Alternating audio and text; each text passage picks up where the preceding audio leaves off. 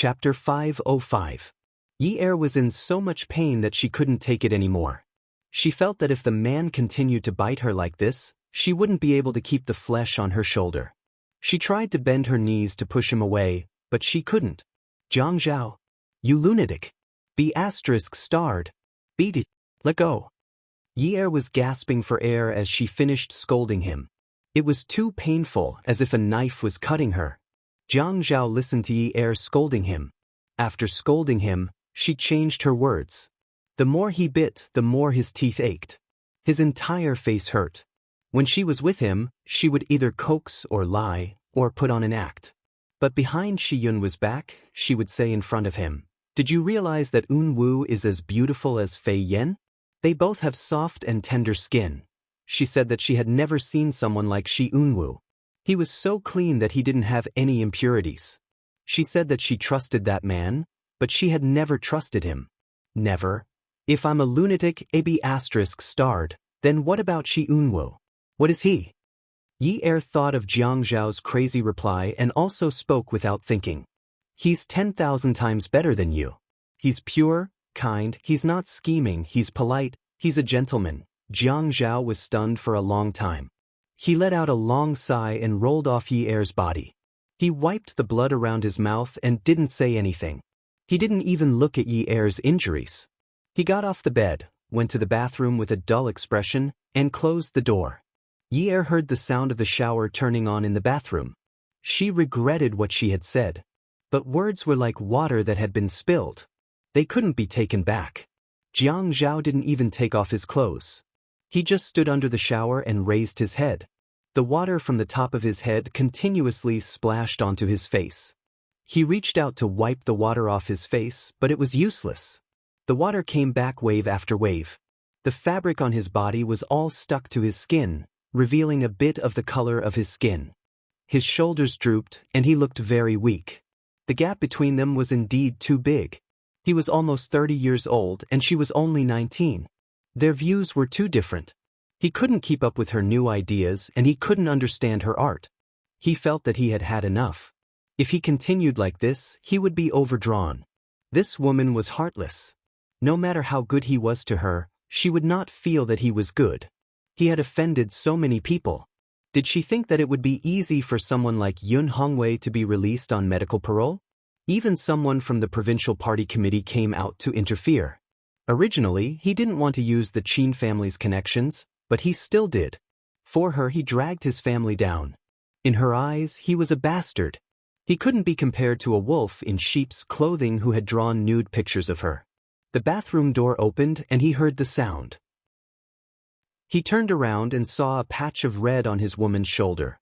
He frowned and told himself to remain indifferent, just like how she treated him. Otherwise, you would give her your heart and help her think of everything. You would do things for her wholeheartedly and want her to live a happier life, but she would hand you a knife and stab you in the heart. Yi-er walked over and looked at Jiang Zhao. She felt terrible. She suddenly understood. She was his wife, and his brother had drawn nude pictures of his wife. If it were any other man, he wouldn't be able to stand it. Ah Zhao. Yi-er stood outside the open glass door of the shower and called out softly. Jiang Zhao stretched out his hand. Come here. Yi-er stood in the shower, but the moment she stepped in, she stepped back out. It was cold water. It was already the end of autumn, and she couldn't stand such cold water. Jiang Zhao was actually taking a cold shower. Ah Zhao, I'll run some hot water for you. Come here, Jiang Zhao said coldly to Yi-er with a dark face. Yi-er gritted her teeth and stepped into the shower again. Jiang Zhao pushed up her t-shirt. Yi-er was shivering from the cold, but she didn't know what he was going to do. After pushing up her t-shirt, he took it off for her. The cold water splashed against the bloody teeth marks on Yi-er's shoulder.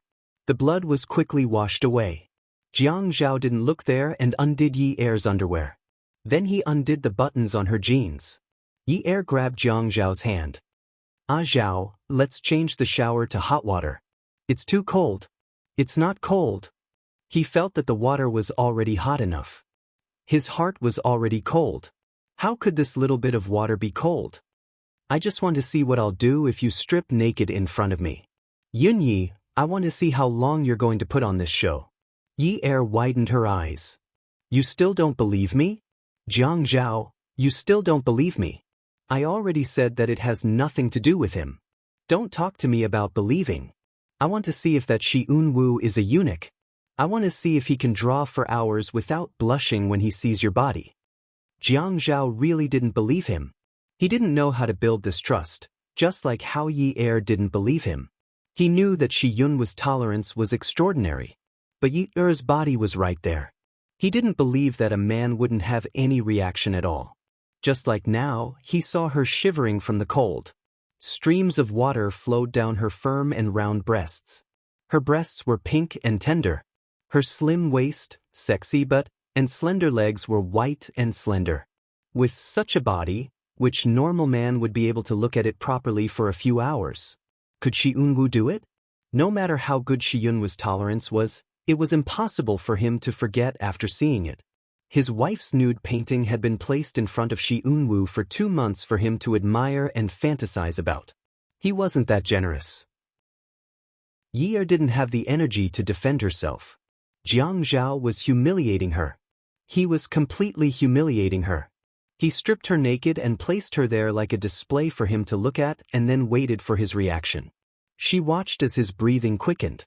She watched as he started to take off his shirt, unbuckle his belt, and take off his pants. He was telling her that a normal man would react like this when seeing a woman's naked body. Any man would have the same impulse as him. He was telling her with his reaction that he didn't believe that she and Unwu were innocent. Yi Er angrily hooked her arms around his neck and then jumped on top of him. She wrapped her legs around his waist and let the cold water wash over her head. You want me, don't you? Come on. The bone-chilling water, the bone-chilling ceramic wall, and the woman being pressed down on top of it to satisfy the man's vengeful carnal desire. After coming out of the bathroom, Jiang Zhao put on a sleeping robe, picked up the painting on the ground, and walked to the kitchen. Yi Er could only hear the sounds coming from the kitchen. She didn't dare to go over. Jiang Zhao raised the painting and smashed it on the marble workbench. It broke in 2 hits.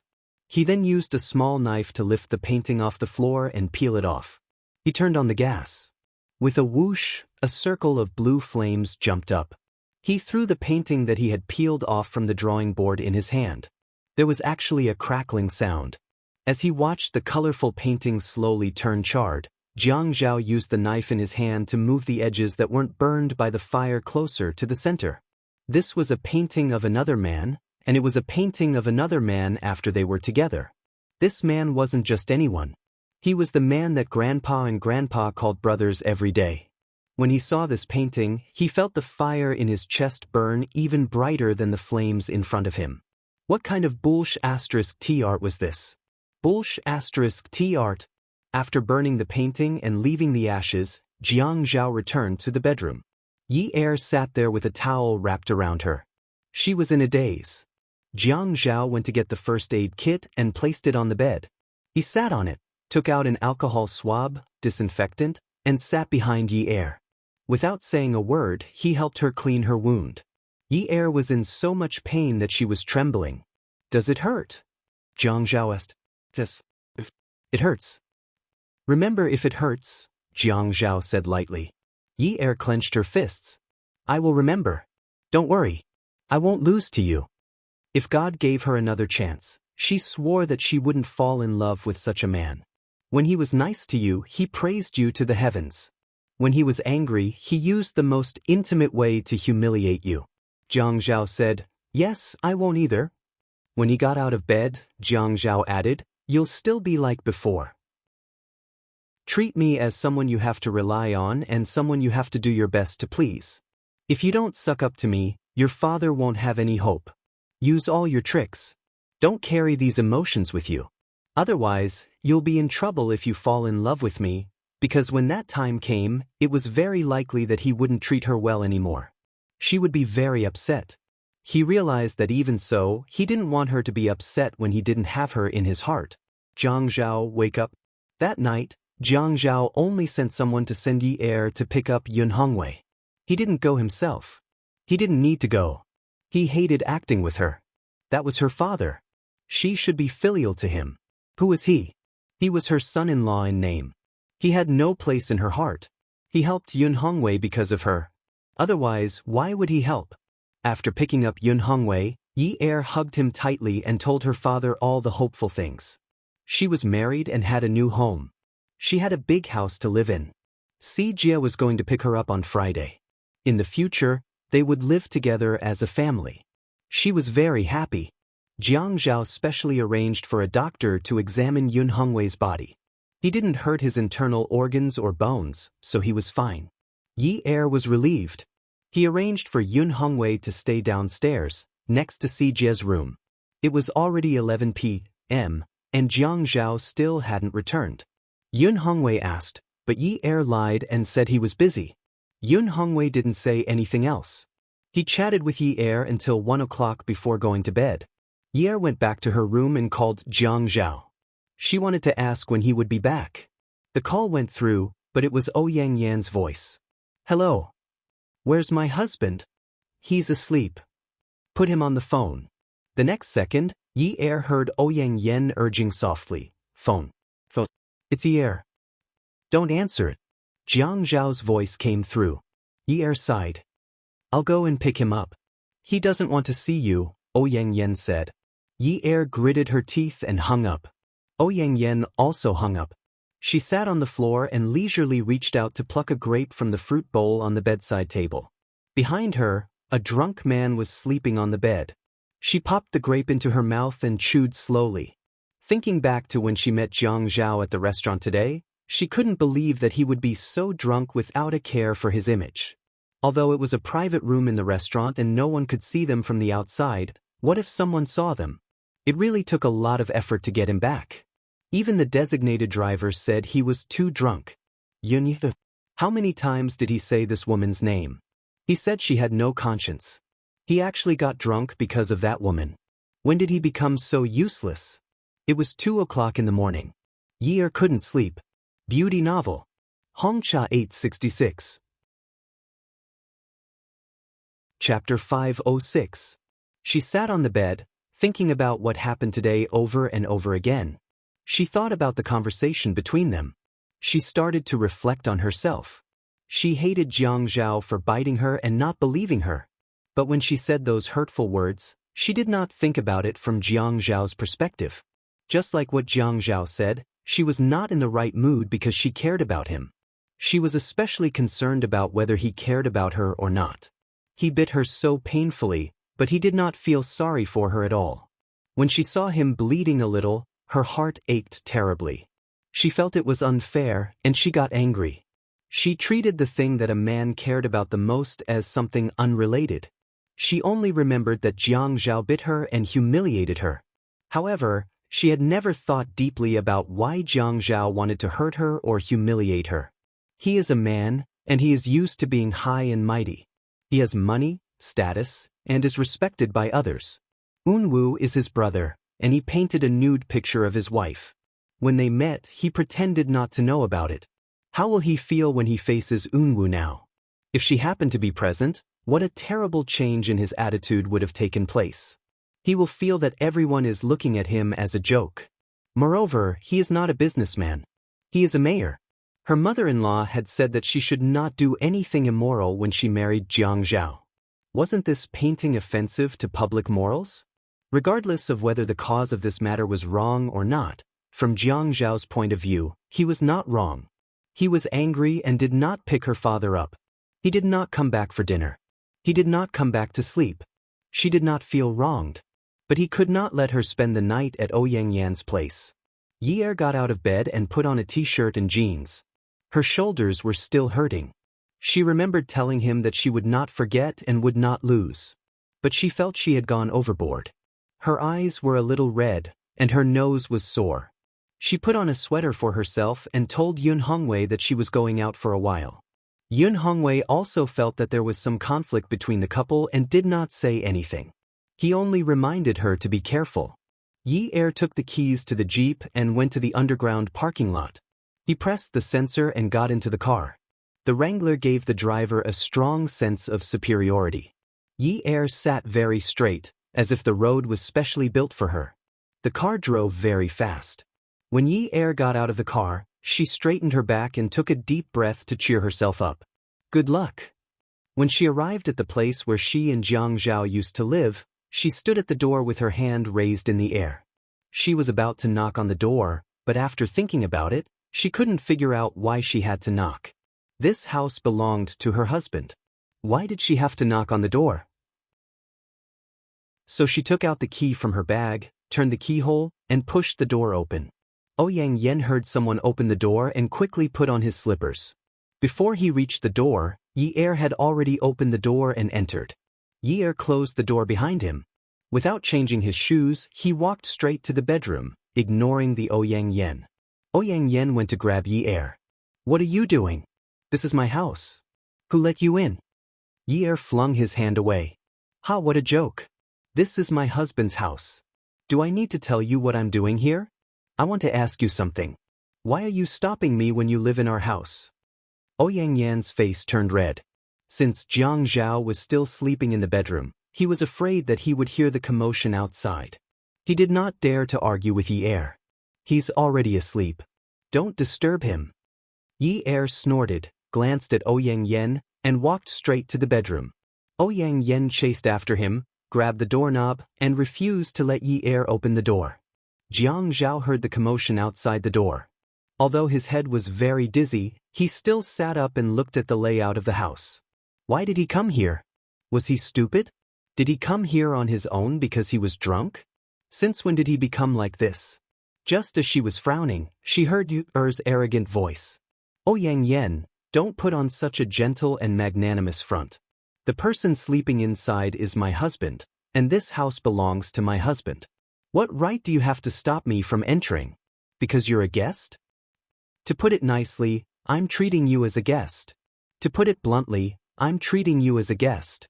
If you ask me, with your family Ouyang's wealth, you won't be unable to afford a house for your daughter. Even if you can't afford a house, you should be able to rent one, right? I think your pajamas cost a few thousand. The bag hanging at the door is worth 40,000 to 50,000 yuan. It's enough to rent a high-end apartment and renovate it for a year. How can you be so thick-skinned? My husband didn't ask you to move because of your past relationship. Don't tell me you think a man's pride is because he wants to divorce me and marry you?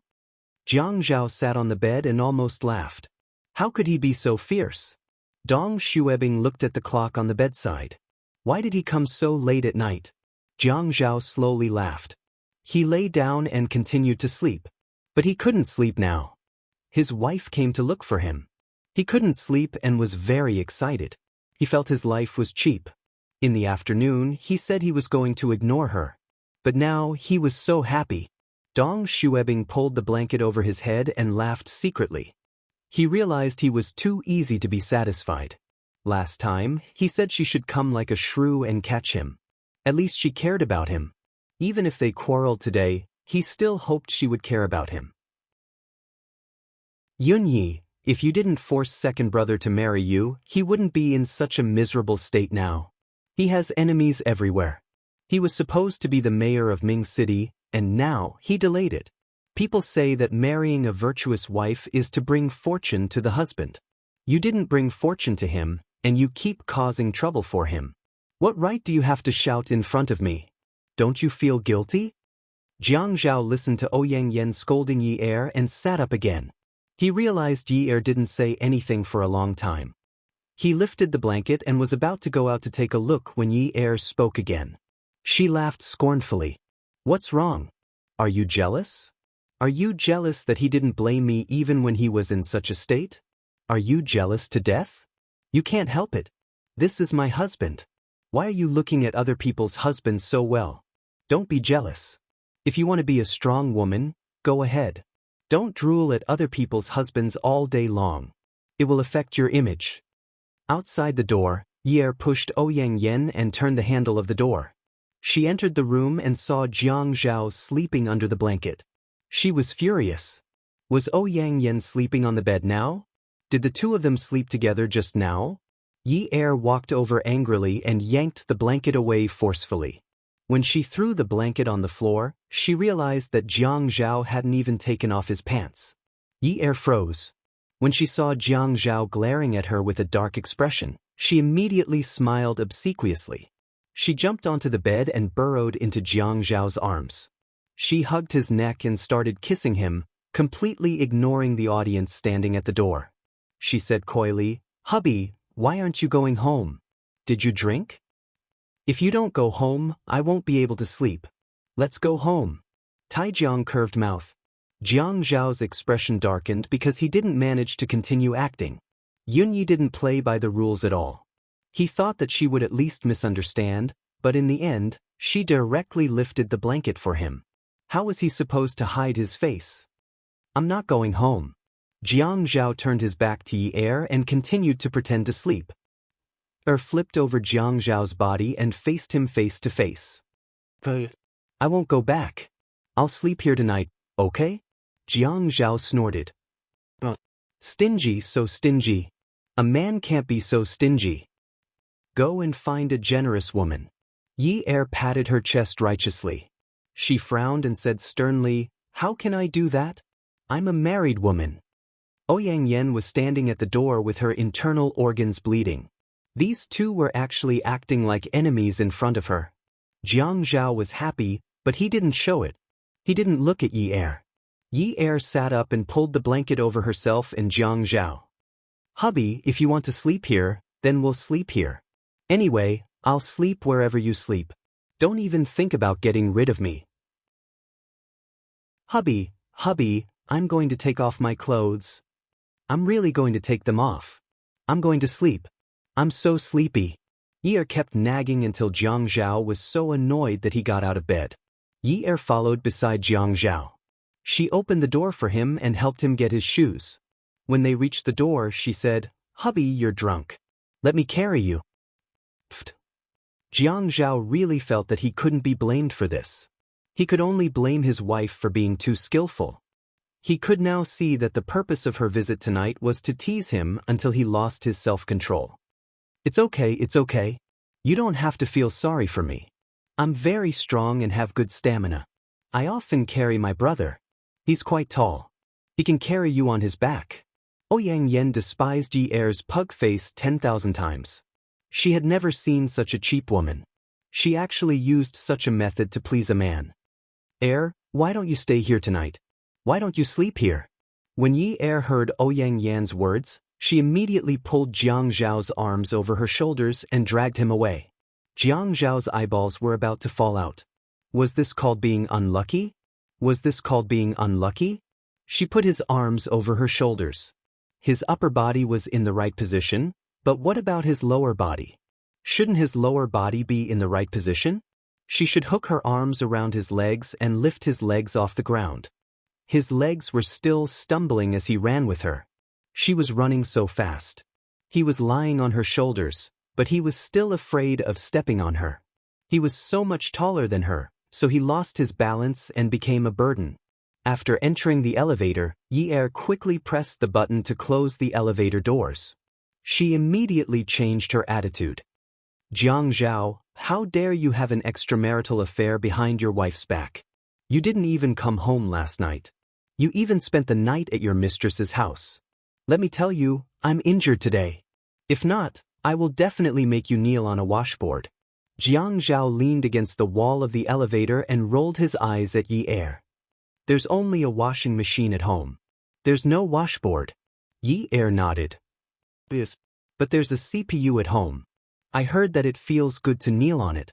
Then you will be the one kneeling. But because you did something immoral," Jiang Zhao said coldly. Yi Er was no longer angry. She held Jiang Zhao's arm. "Hubby, I was wrong. There won't be a next time. I promise." Jiang Zhao remembered the last time he caught her at the nightclub. She was also like this. Why did he have no resistance to her? Really, he had no resistance at all. She had done and said so many things that made him vomit blood. As long as she tried to please him, he would not be able to reject her. "Did you just say that you were going to piggyback me?" "Ah, please," she had said it for the mistress to hear. She wanted to see if Ouyang Yen dared to discuss Jiang Zhao like she did. Did he take it seriously? Attention, Hongcha 866. Chapter 507. Are you trying to trick me? Jiang Zhao appeared very unhappy, but he was calculating in his heart. When she said, just now, he knew that she was joking, but he insisted that she carry him. Yi Er thought to herself that although she was not short, he was too tall for her to carry him, right? How could he take her seriously? Couldn't he think for a lady and pretend to reject her? For example, she suggested that he carry her. He would immediately say that he was too embarrassed. She could immediately say that it was fine. This fellow was too thick-skinned. Did he really want her to carry him? Yi Er still did not quite believe him. Hubby, let me support you. I drank too much. I can't walk. When the elevator reached the underground car park, Jiang Zhao shamelessly leaned against the elevator wall and refused to get out. Yi Er cursed in her heart. You're ruthless. You have a mistress. You're so great. If it wasn't for the old fox living upstairs, she would not have bothered with him. Who knows, the old fox might come down to pick him up the moment she left. Yi Er gathered her strength and stood with her back facing Jiang Zhao. She got into a horse stance and reached out to pat her shoulder. Come on. Jiang Zhao was just about to pounce on Yi Er's back when Yi Er realized something was wrong. She turned her body and stood up again. This time, Jiang Zhao almost fell to the ground. After he steadied himself, he glared at Yi Er. Yi Er's eyes wrinkled into triangles as she rubbed her stomach pitifully. Hubby, I'm so hungry. Why don't we go eat something to replenish our strength? When I have strength, I'll carry you on my back, okay? No, you just said that you were strong. You still looked very pitiful. She didn't care whether Jiang Zhao's face was cold or not. She burrowed into his arms and said, But how am I strong? I've been tortured by you every time. I'm very weak. Don't you know? Jiang Zhao couldn't resist Yi Er's coquettish behavior. He always felt that such a tall girl didn't like to act coquettishly. When she acted coquettishly, it was also funny. But she just could make it look cute like a little bird. At this time, the underground car park was very quiet. The elevator was not in use and did not open for a long time. The number 1 stood there quietly. Jiang Zhao forced Yi Er to the left corner. I can't take a picture to film it. You can't? You asked. Yes, I want to see how weak you are. Hey, don't. Yi Er retorted. Her expression changed. She actually came here to talk to a drunk man about ambiguous topics. Had she never heard of drunkenness before? Hubby, I'll carry you out right now. Come on, I'm strong. The man's hand had already unbuttoned the woman's jeans, but he did not take them off. He only put his hand in. Yi Er suddenly trembled. Jiang Zhao saw her reaction and immediately pressed her head into his arms. Be good, don't raise your head. Jiang Zhao, don't be so naughty. Yi Er panted and grabbed his shirt. She did not dare to move. Her whole body was on fire. She wanted to twist and turn. It was too uncomfortable. If you continue to pinch and twist like this, my fingers will be broken by you. The man lowered his head and sucked the woman's ear. Don't say that. Are you shy? When the man spoke, his hands did not stop moving. In an instant, the woman softened in his arms. He teased, as expected, so weak. So weak. Hubby, are you not going to carry me? No, I have to carry you. Yi Er felt that she had met a rare specimen. She asked in disbelief, You still want to carry me? It was only when they got back to the car that Yi Er understood what Jiang Zhao meant by carry. He adjusted the seat and flipped her over. Then he pressed his entire body on top of her and said, Considering that you are very weak, I reduced the difficulty of carrying you. Does hubby love you very much? Yi Er wanted to curse. He knew that she did not like being the back seat. If he pushed it too hard, it would hurt her to death. However, Jiang Zhao said, Don't worry, I won't push it too hard. After the car ride, Yi Er was sure that Jiang Zhao was a man of his words. Indeed, it was not as deep as the first time he was the back seat. It was not deep. It was very suitable, very good. Back at number 9 mansion, Jiang Zhao tidied his shirt and took off the front mirror. He looked at himself and tidied his hair before getting out of the car with Yi Er. When they reached home, Yun Hongwei was still awake. He was sitting on a chair in the dining room. When he heard the sound of the door opening, he walked to the living room. He saw Yi Er leading Jiang Zhao home. He did not seem to be uneasy because he had just been released from prison. He walked to the entrance graciously. Jiang Zhao saw Yun Hongwei walking over and greeted him politely before changing his shoes.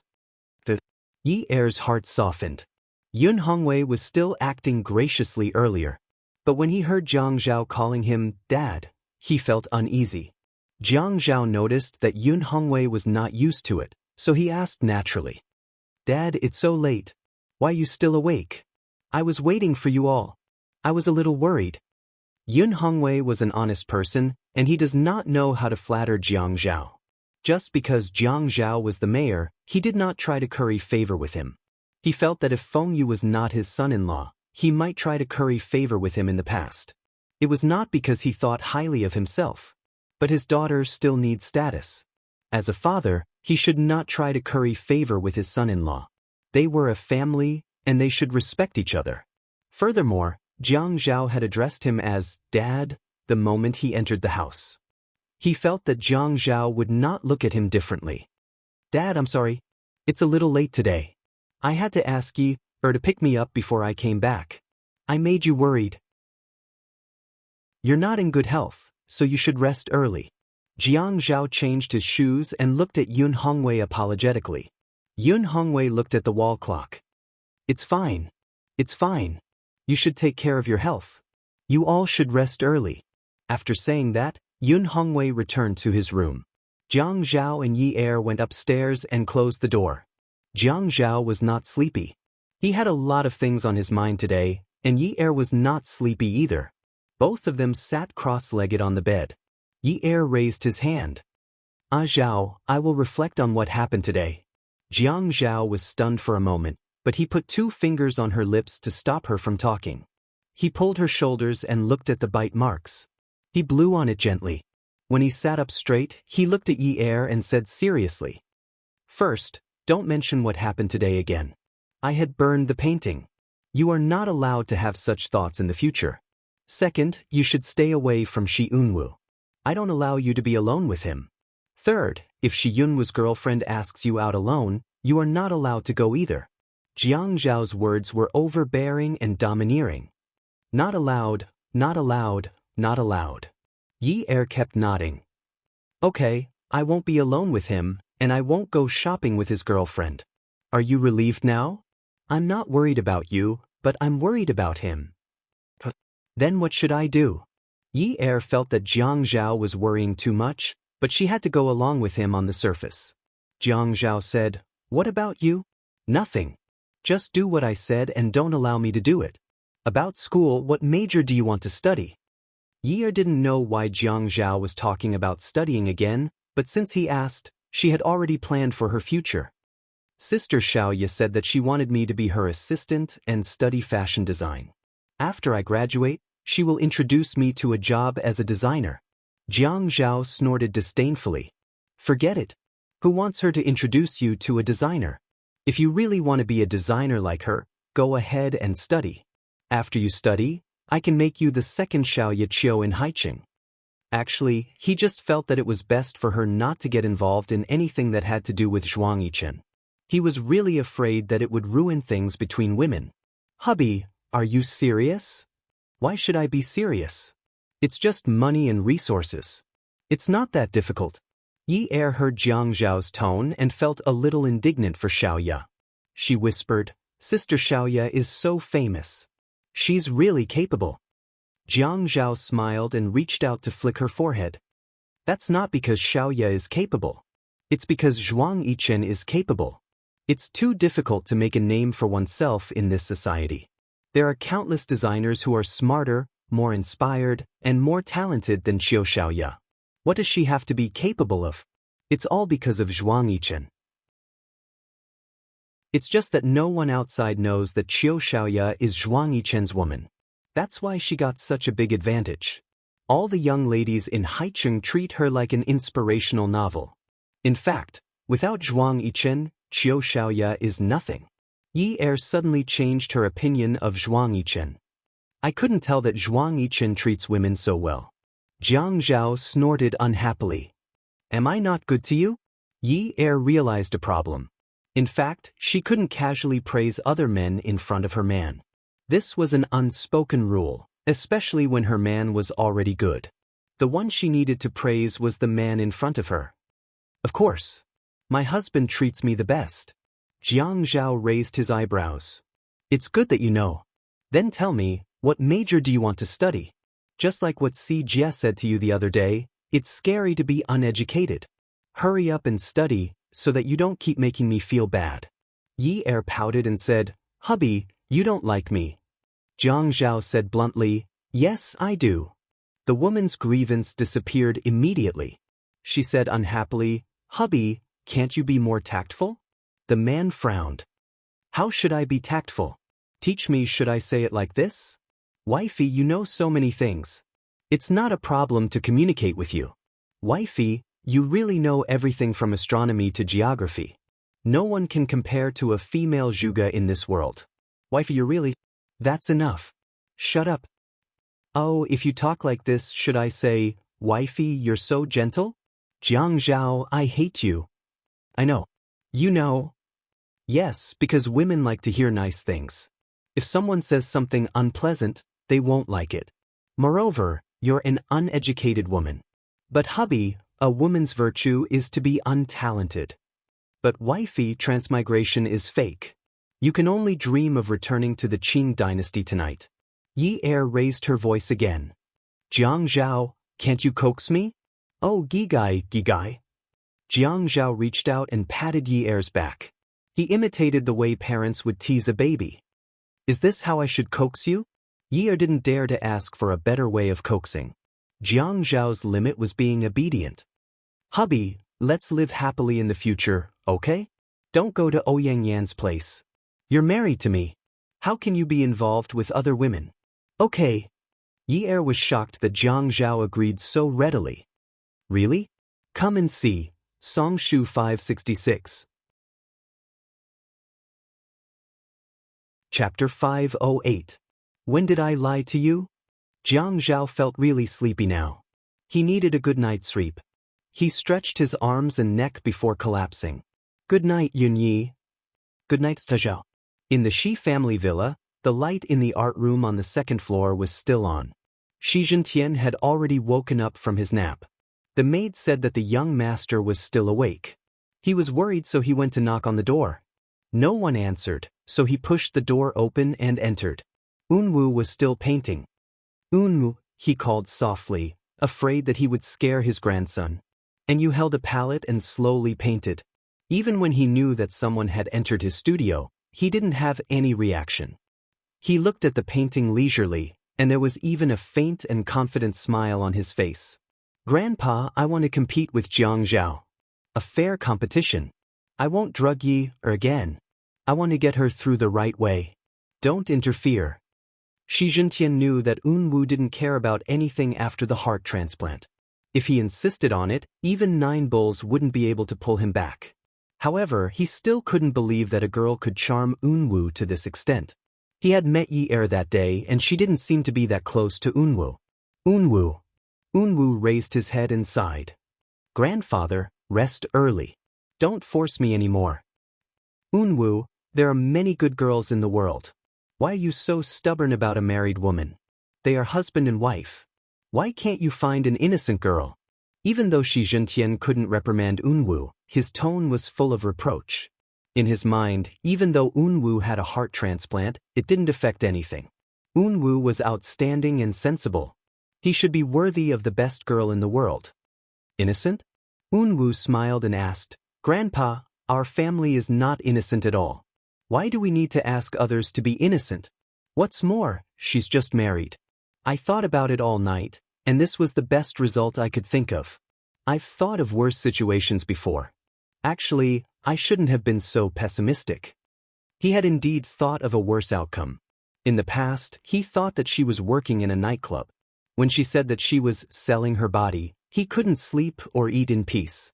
Fortunately, he didn't find her in that kind of place, right? This was a kind of fortune for them. He had thought about what she had said during breakfast many times. If she was really such a stubborn person, so what if he took her body? He wasn't an impulsive person. When he faced her, especially when he saw her smile at Jiang Zhao, he felt that he was a little late. But it didn't matter if he was a little late, as long as he caught up with her. Since he had already made up his mind, so be it. He had lived a life of plain water for so many years, so he didn't mind waiting a little longer. If Jiang Zhao really entered her heart, then he would remove Jiang Zhao from her heart completely. Only then would he be the safest. Shi Zhentian's chest shook. Unwu, if you insist on becoming enemies with Jiang Zhao because of a woman, Grandpa can only give up everything in Haiqing and take you away. We'll go abroad. Unwu lowered his head and continued to paint. He said indifferently, Grandpa, if you want to go abroad, then go. I like being here. Grandpa, I didn't expect that even you don't love me anymore. Jiang Zhao habitually gave Yi Er a morning kiss before he woke up in the morning. He felt at ease. It was as if when he woke up, there was someone by his side whom he could remember. Then he turned his head. The smooth and fair forehead was right there. When he kissed there, it wouldn't be as soft as lips. It wouldn't be like lips, where the moment he kissed her, he would want more. It wouldn't be like lips, where the moment he kissed her, he would think of endless desires. On the forehead, the kiss was like a dragonfly skimming the surface of the water. It meant that this person was by his side, by his pillow. Jiang Zhao sat up. He hesitated for a long time about this morning's morning kiss. He thought about what she said before she went to bed last night. She said, "Let's live a good life." She had said this more than once. She was clearly so young, full of vitality, and at an eye-catching age. She said, "Let's live a good life," something that only people who had experienced many years would say. 19 years old. Did she know what it meant to live a good life? Her little tricks were really tacky. In the past, when they met the robbers and saved her, he knew that she had countless tricks up her sleeve. One after another, they were endless. He had never met a girl like her. People said that a great man could bend and stand tall, but he had never met a woman who could bend and stand tall like her. She could change her face in a second. It was even more spring than the weather in spring. Forget it. He only hoped that she could be more obedient. The thoughts of young people nowadays were too avant-garde. He couldn't keep up with them. Yesterday's incident had been caused, and he had taught her a lesson. What else could he do? Could it be that he really couldn't kick it away? His thoughts didn't seem to be so modern. Marriage was a big deal. Divorce was impossible. He wouldn't follow in his parents' footsteps. His child's family must be complete in the future. He was determined not to let his child be upset all day because of his parents. Actually, he should wake her up to drink some water. Her lips were so dry that they were starting to peel. A morning kiss landed on her forehead. However, he didn't move away like before. His lips were on her forehead, and he didn't dare to move. Then, he pressed half of his face against her forehead. The man's handsome eyebrows furrowed. His face left the woman's forehead, and he reached out to touch her forehead. Was it so hot? Yunyi Yunyi. Jiang Zhao caressed Yi Er's face and rubbed it. It was very hot. Couldn't open her eyes. Her head was hurting terribly. Her eyelashes, which were like small brushes, fluttered gently, revealing a slit before closing again. She only remembered that Jiang Zhao had called her, so she responded with a whimper. "Are you feeling uncomfortable? I'll get you some water first. Let's go to the hospital." Jiang Zhao hurriedly got out of bed. There was a thermos flask in the room. He took a cup and poured a cup of water. He tested the temperature of the water, mixed some cold water, and brought it over. He knelt on the bed and helped Yi Er up. He made her drink water. "Drink some water. You have a fever. Drink more water. Hurry, drink water. Let's go to the hospital." Yi Er was really thirsty. She drank the cup of water in a few mouthfuls. After drinking, she turned her head and fell into Jiang Zhao's arms. She felt much better. "Hubby, stop fooling around. Let me sleep for a while. I'm tired." Yi Er slept soundly. She didn't know how long she had slept. She felt that her left hand was very numb. She couldn't lift it even if she wanted to. Her nose could smell the sensitive disinfectant. She slowly opened her eyes. The room was pink. Although it was pink, Yi Er knew that this was a hospital. Because of the infusion rack, the call button above the head, and the warm reminder on the opposite wall. It was a picture of a beautiful doctor. She wanted to turn over. Just as she moved, she heard the sound of the man's leather shoes stepping on the floor. She also heard the sound of the stool's feet scraping the floor. He seemed to be in a hurry. Jiang Zhao held Yi Er's hand and slowly helped her up. He was a little happy but also a little reproachful. Don't use your hand. Be careful that the needle will pierce your blood vessels. You will die on the spot. But your skin is thick, and your blood vessels should be very thick too. I don't think this needle will be difficult for you. Yi Er looked at her left hand. No wonder it was cold and numb. It turned out that she was receiving an infusion. What did Jiang Zhao say just now? Couldn't this man say something nicer when he cared about others? She was not sick. Why would she be angered by this man's words? Forget it. I won't lower myself to his level. Who asked him to have a mistress? Hubby, why am I hospitalized? Jiang Zhao put a pillow behind Yi Er's back. He then picked up a neatly folded towel from the bedside table and went to the bathroom. After a while, he came back. The towel was steaming hot. He came over to wrap Yi Er's fingers and the back of her hand. From time to time, he would rub them for her. Yi Er felt that her hands were warm and comfortable. This man was so nice and attentive. He must have rubbed her hands many times just now, right? But when the woman's longing for the man surged over like an unending wave, the man immediately used an extremely cold and unparalleled martial art to freeze the huge wave. Jiang Zhao was massaging Yi Er's blood vessels as he sneered coldly. You had a fever and went into shock from the fever. You almost became an idiot. I can't raise an idiot wife in the future. It's too much of a loss, so I spent money to send you to the hospital. Hey, can't you save me some money? It's hard to earn money. How much do you think your hubby's monthly salary is? If you spend my money again, I'll only give you porridge every day. Yi Er couldn't believe it. What did you say when you got married? You said that you'll give me abalone and wings every day and raise me like a fox pig. Now you say that you'll give me porridge every day. I'm still developing and will grow taller. You're abusing me. But how much abalone do you have to eat for a day in the hospital? If you eat too much, it's easy for you to be overnourished. Porridge is good. You can have porridge tonight. I want to eat ginseng, abalone, and wings. The doctor said that it was best for patients to eat porridge. Yi Er looked at the hospital's decoration and the single-room environment. It was so cozy. A special ladies' ward must not be cheap. She pouted and said, But you can't be so biased, right? Didn't you say that you have so much money that you can buy the entire 9th mansion?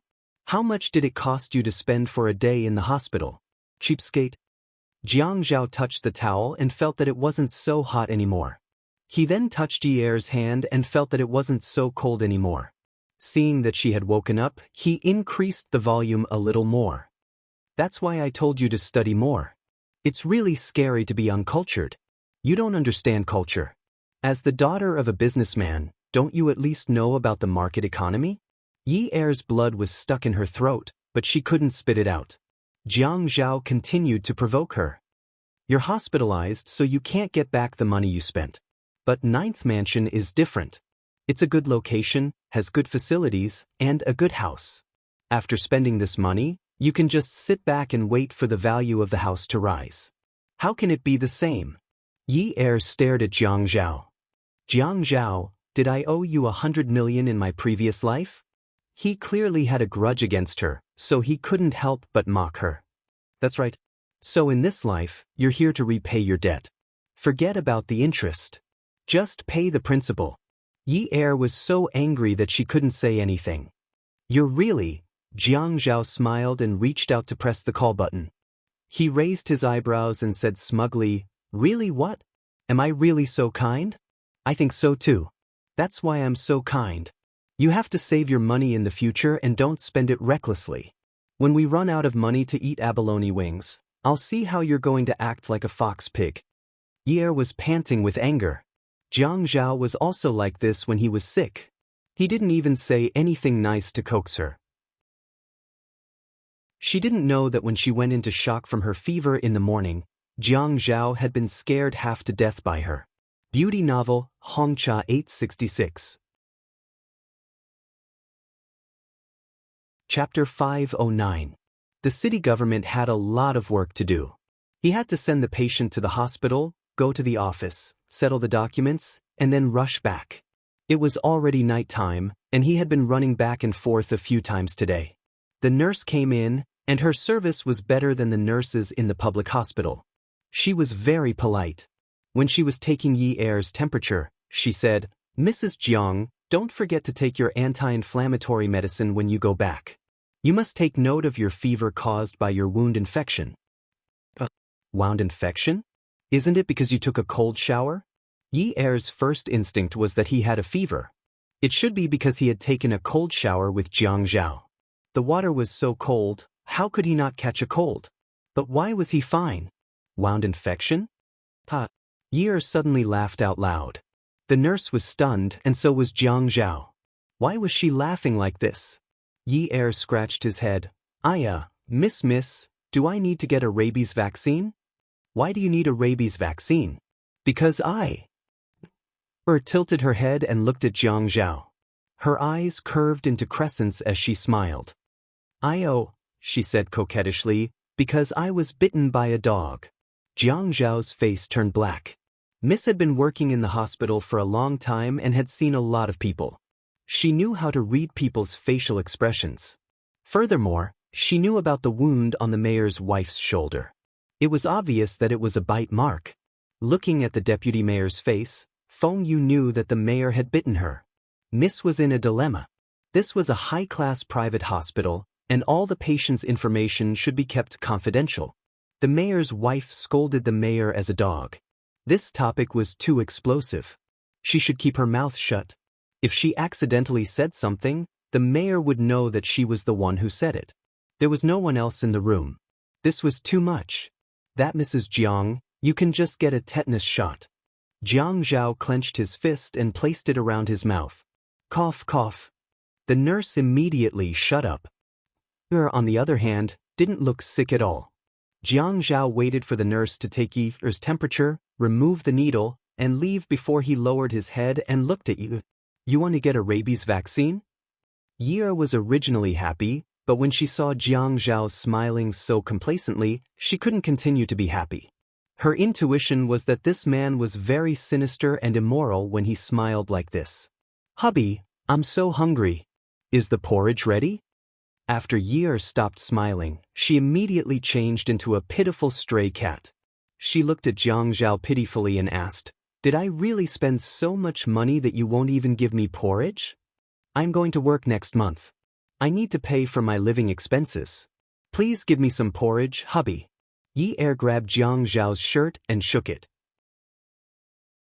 Jiang Zhao shook his head and slowly pried Yi Er's hand away. He rubbed her head as if he was worried about her and said gently, The doctor said to drink more water. I'll get you some water, and then we'll talk about the dog bite and the rabies vaccine. Yi Er really couldn't figure out what Jiang Zhao meant. It was like a person who was originally gloomy suddenly sitting in front of you with a smile and saying, Little sister, don't be afraid. Actually, big brother just wants to discuss life with little sister. Furthermore, the things in Jiang Zhao's mind were things that she could not understand with her skills.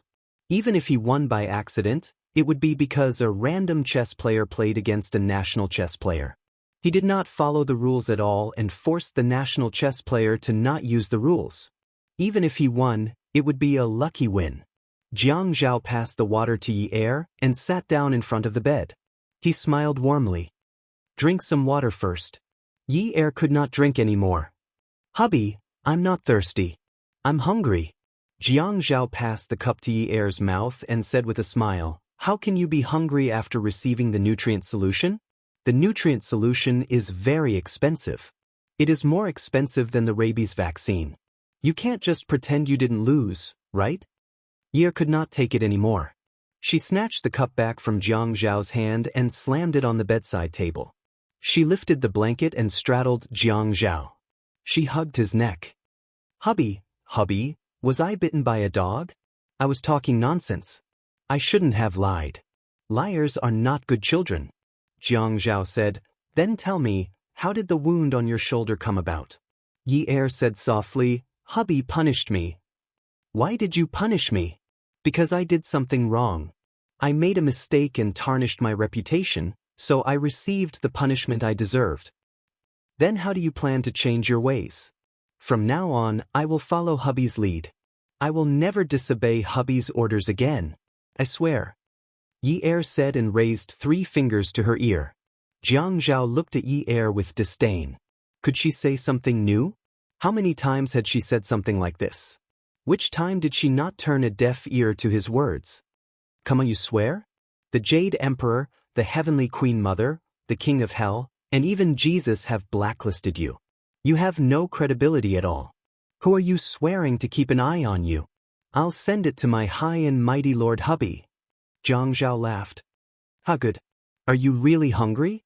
I'm really hungry. Dad should be here soon. He was here just now. When he heard the nurse say that she wanted to give you some porridge, he went out to buy it. From tomorrow onwards, you should exercise properly. Don't fall sick like this again. The whole family will worry about you. Oh, actually I didn't want to. Wasn't my wound infected? At this point, Yi-Er's voice became softer. She carefully glanced at Jiang Zhao. She was afraid that he would say something about her historical mistake again, so she kept quiet. After that, Yi-Er sat back down on the bed. Jiang Zhao said that it was better to cover her up. Although her wound was infected, she still had a cold. She didn't want to catch a cold again. Yun Hongwei carried the thermos into the ward. When he came in, he didn't greet Jiang Zhao and even seemed to be ignoring him. Yi-Er saw that her father was acting strangely. Then she looked at Jiang Zhao. It seemed like he was purposely sticking to her father and looking for something to do. It seemed like he was trying to please him. What was going on? Did she miss something? Yun Hongwei had just opened the thermos when Jiang Zhao immediately went up to him. Dad, you rest for a while? I'll fill it up. Yun Hongwei ignored him. He lifted his elbow and blocked Jiang Zhao's hand. He also moved his body and directly blocked Jiang Zhao behind him. Jiang Zhao looked past Yun Hongwei and gave Yi-Er a look. He frowned and winked. Then he lifted his chin and propped up his head in his father's direction. Yi-Er was very confused. What was he doing? After Yun Hongwei filled the bowl with porridge, he pulled up a stool and sat down beside Yi-Er's bed. Yi-Er quickly went to take the bowl. Dad, I'll do it myself. I'm fine. Yun Hongwei held the bowl and dodged. He scooped a spoonful of porridge and blew on it. It was stuffy. Yi-Er suddenly felt that the atmosphere was a little heavy. She didn't know why, but looking at her father like this made her feel very uncomfortable. Her father's hair was a little gray. Before he went to prison, he had been very energetic. His hair was black and shiny. Her father's eyes were not looking at her. He was only looking at the porridge in the spoon. When he lifted his eyes and put the porridge into her mouth, his eyes were a little red. Yi-Er bit her lip. Dad, what's wrong? Jiang Zhao stood behind Yun Hongwei. He didn't dare to breathe too loudly. Seeing Yi-Er's reaction, he knew that today's matter was going to be difficult to resolve. His father-in-law had come with him today. When the doctor did the examination, his father-in-law was also present. When he saw the teeth marks on Yi-Er's shoulder, his expression had already changed. In addition, the doctor said that the wound was infected and had a fever. He suddenly became very quiet and didn't say a word. Clearly, when he carried Yi-Er to the hospital, his father-in-law kept saying, "Our Yi-Er has made you worry. She's young and willful. I've spoiled her since she was young and spoiled her. She's not very sensible." At the time, he felt quite guilty because he had always felt that Yi-Er was very sensible, but she didn't know how to be emotional. Actually, he could understand how his father-in-law felt. His own daughter was injured and her wound was infected. She had a high fever and went into shock from the fever. No father would be able to take it. Just as he was reflecting, Yun Hongwei turned around and looked at Jiang Zhao. Jiang Zhao, I have something to say to Yi-Er. Jiang Zhao was a little nervous, but he understood that Yun Hongwei was asking him to leave. He was definitely going to say something that he couldn't listen to. Hence, he consciously left the room. When Yun Hongwei saw Jiang Zhao leave, the bowl in his hand began to tremble. He stopped feeding Yi-Er and placed the bowl on the bedside table. He stood up and sat on the edge of the bed. He reached out to touch Yi-Er's shoulder, but just as he was about to touch it, he paused. His eyes grew redder and redder. When he spoke, he was choked with sobs. Yi-er, do you feel wrong because of Dad? Dad, I'm not. What are you thinking about? Yi-er grabbed Yun Hongwei's hand in a panic. Dad, what's wrong? He bit you, didn't he? Yun Hongwei looked at Yi-er's shoulder. When Dad wasn't around, were you bullied? No matter how much Yi-er wanted to cry, she didn't dare to. She forced herself to hold back her tears. This was her ability. Dad, no one bullied me. Jiang Zhao is very good to me. It's true. Don't lie to Dad. Dad isn't blind. He bit you. If Dad found out that you had to be like this when he came out, Dad would rather stay in there for the rest of his life. Yun Hongwei looked at Yi-er and felt bad. His daughter was only 19 years old. It wasn't as if he didn't know that she had been running around because of him. She had just been married, but her husband had bitten her until she had a high fever and was still unconscious. He thought of something more serious and asked anxiously, when Dad wasn't around, did he hit you? Yi-er was shocked. Jiang Zhao had hit her before, but that was because he wanted to snatch her life from Zhuang Yichen. Why would Dad think that? Yi-er, did he hit you? Yun Hongwei's voice rose a few notches. He squeezed Yi-er's shoulders a little harder. Dad just wants you and Sijia to live a safe and happy life. If you live like this, Dad won't do it outside. Yi-er, you're still young. Get a divorce. Just as Yun Hongwei finished speaking, the door opened again. Jiang Zhao strode into the room. His hands were still clenched at his sides. His brows were tightly knitted together. He looked at Yun Hongwei and called out in a low voice, Dad. When Jiang Zhao saw Yun Hongwei tilt his head to look at him, he wanted to relax his brows, but he couldn't. He wanted to explain, but now that he was in front of a father, no matter what he said, he would be in the wrong. Because of all the mistakes he had made, in the end, he had hurt the daughter of a gray-haired man. Especially when he saw Yun Hongwei's red eyes that were about to explode in anger, Jiang Zhao could only call out again, Dad. Yun Hongwei didn't say anything. He didn't want to respond. He really didn't want to. He could endure anything in prison. There were many ways to force him to confess.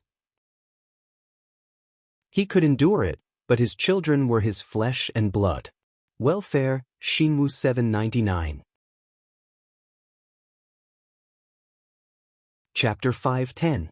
Sijia was still alright.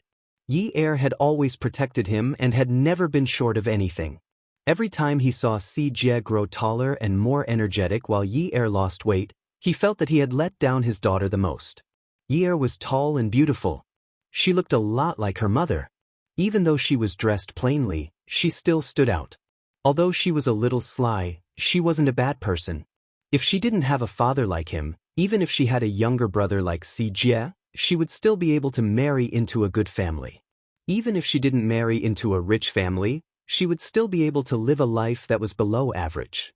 In his expectations, Yi-er would definitely be able to find a man who would dote on her. Because Yi-er had been well-liked since she was young. Although it was said that as parents, no matter how ugly or useless their children were, Yun Hongwei felt that his analysis of Yi-er and Sijia had always been very objective. Yun Hongwei stood up, looked up, and blinked. When he looked at Jiang Zhao again, his gaze was calm. Yi-er looked at Jiang Zhao and gulped. She felt that her father had misunderstood Jiang Zhao. She was at fault for the way things had developed yesterday, so she wanted to smooth things over. Dad, actually. Yun Hongwei looked at Jiang Zhao and said to Yi-er, the sick person should rest well. I'll go out with Jiang Zhao for a while. Yi-er hurriedly explained, Dad, it's my fault. Jiang Zhao didn't do it on purpose. Yun Hongwei simply couldn't listen to Yi-er's explanation. In his heart, he had already determined that Yi was compromising in front of Jiang Zhao for his sake. His ears seemed to be blocked by sound as he walked past Jiang Zhao and walked out. Jiang Zhao could only follow him out. At this moment, he glanced at Yi-er. Then he leaned back and said to Yi-er, You want a divorce? Dream on. Yi-er watched as Jiang Zhao walked out of the ward. She suddenly burst into laughter and muttered softly, Who wants a divorce? Seriously. At the end of the corridor, there was a smoking area. It was a slightly larger balcony with a transparent glass door, so the smoke couldn't drift into the corridor. Although the space was not big, Yun Hongwei was the only one standing there. He was facing the night sky outside the balcony, and his back was very lonely, making this place seem especially empty. When Jiang Zhao walked over, Yun Sherdan happened to turn around. When he saw Jiang Zhao, Yun Hongwei felt his blood vessels congeal and his head spin. Jiang Zhao stood on the balcony. The lights in the private hospital were very bright, illuminating his handsome face. He called out softly, "Dad?" Yun Hongwei was a little shorter than Jiang Zhao, but not by much. He was just a little thinner. When he heard Jiang Zhao call out to him, he said, "Jiang Zhao, I heard that it was Yi Er who forced you to marry her." After Yun Hongwei said this, he felt around in his trouser pockets as if he was looking for something. It was empty. Jiang Zhao took out a thin, bronze cigarette box that was 2.5 fingers wide. It could only hold 4 cigarettes. This kind of cigarette box could not be seen in the pocket, and it could also control the number of cigarettes a smoker smoked. He opened it, took out a cigarette, and handed it to Yun Hongwei. He also took out a lighter and lit it for him. When the lighter was covered, he slowly put it back into his pocket. Jiang Zhao originally wanted to avoid this question. It seemed that once this matter was brought up, it would be because he didn't want to marry Yi Er. At that time, he really didn't want to get married. No matter who it was, with the way they were dating, it was impossible for them to have the thought of getting married. It was only when they were riding a tiger that he realized that getting married was also possible. At that time, he had no other choice. Firstly, his father was about to come over and explain to the media. As long as he explained, Yi Er's reputation would be ruined forever. Secondly, it would affect his political image. Needless to say, even the Jiang and Qin families knew about this. How could he not know? Thirdly, and most importantly, he felt that only he could protect her. If this matter was made public, Miss Yun would offend even the deputy mayor. She would not be able to survive in Haicheng for the rest of her life. No matter where she went, she would be looked down upon. How could he let his woman be looked down upon? Dad, the marriage was indeed rushed. But when we were doing it, we didn't want Yi Er to suffer. Yun Hongwei took a puff of his cigarette and exhaled the smoke outside the balcony. He held the cigarette between his fingers and let it hang by his side. Although he had been through a lot, he still looked kind. He did not have the unscrupulous look of a businessman. He sighed and said, "I know. What I mean is that Yi Er forced you to do this, right? I also know that you are not willing to do this. I know Yi Er. She is the eldest in the family. She is already 10 years old. That's why we have Si Jie." Yun Hongwei did not smoke. He sighed softly and said slowly, "Si Jie was born too late. She is the only one in the family. She has been a bully since she was young. She has a bad temper. That is because the whole family has spoiled her. After all, our family is not like other rich families who have many children. It is fate that we have children." Jiang Zhao saw that Yun Hongwei's brows were somewhat solemn, and he really didn't dare to interrupt and explain anything. This was the respect that should be given to people. He was anxious. Although Yun Hongwei had been in prison for a long time and suffered a lot of torture, he was, after all, a self-made man. The tenacity in his bones couldn't be seen from his appearance. He could almost imagine what Yun Hongwei would say, but he couldn't interrupt. Yun Hongwei reached out and pressed his temples. The white ash on the cigarette was a little long. It bent down slightly and broke off. It drifted to the ground and scattered into powder. Actually, she's overbearing, cunning, and always causes trouble. I've thought of ways to prevent all these. I just wanted to make her look more like a rich young lady. Those rich young ladies are all very dignified, but she doesn't look like one all day long. I was also very anxious, so I asked a teacher to teach her how to play the zither and learn calligraphy. I wanted to cultivate her temperament and train her patience. Yun Hongwei suddenly smiled, shook his head, and continued helplessly, "But there was no way at all. She still likes to dance the national ballroom dance, what tap dance, what Latin dance, whatever she can jump as high as she can. Sigh, a kind father leads to a failure of a son. I was soft-hearted at that time and didn't properly suppress her, which caused her to become like this. She dares to force and provoke anyone." Yun Hongwei was very upset as he spoke. His daughter was like that in the past, but now that she was married, she seemed to have changed. She always looked at the treasure in his hands trying to please another man and was even bullied. Other than feeling upset, he only felt hatred. He hated himself for being useless. He caused such a big trouble and implicated his children. Jiang Zhao breathed out. Dad, Yi Er is very good. It was my fault yesterday. Actually, Jiang Zhao was really unwilling to talk about the new drawing, including the fact that this person was Yi Er's father. We were just fooling around yesterday. I didn't know what was important. Yun Hongwei raised his hand and waved it. He was very angry in his heart, but he spoke very calmly. Jiang Zhao, you don't have to protect her. As her father, I know best what kind of background she has. She only knows how to harm others. In the past, Min Zikai was bullied by her all the time. He paused for a moment and said, You are the mayor, and your family background is in Hai City and Jiang District. How many people can compare to you? The Yun family has declined, and I am involved in a lot of things. Our Yi Er is actually not good enough for you. He had only been back for a day, and he saw his daughter's shoulder being bitten like that. The flesh was torn. How much blood did she lose? What if he was not around? Would his daughter be subjected to domestic violence? When he thought of this, his scalp went numb. Although Yi Er was tall, how could she withstand domestic violence? A man who hit a woman was definitely not acceptable. Dad, you are making it sound too serious. Jiang Zhao raised his voice. He had guessed correctly. Yun Hongwei's words were to continue what he said to Yi Er in the ward. This father wanted his daughter to divorce her husband. Although he understood that a father was upset about his daughter's injury, there was a reason for this incident. If he knew that Yi Er would get a fever because of her wound and burn like that, he would rather bite himself than bite her. He was impulsive at that time, but what was the point of pursuing the reason for yesterday's incident? It seemed like they had made up last night and agreed not to pursue the matter of the painting, didn't they?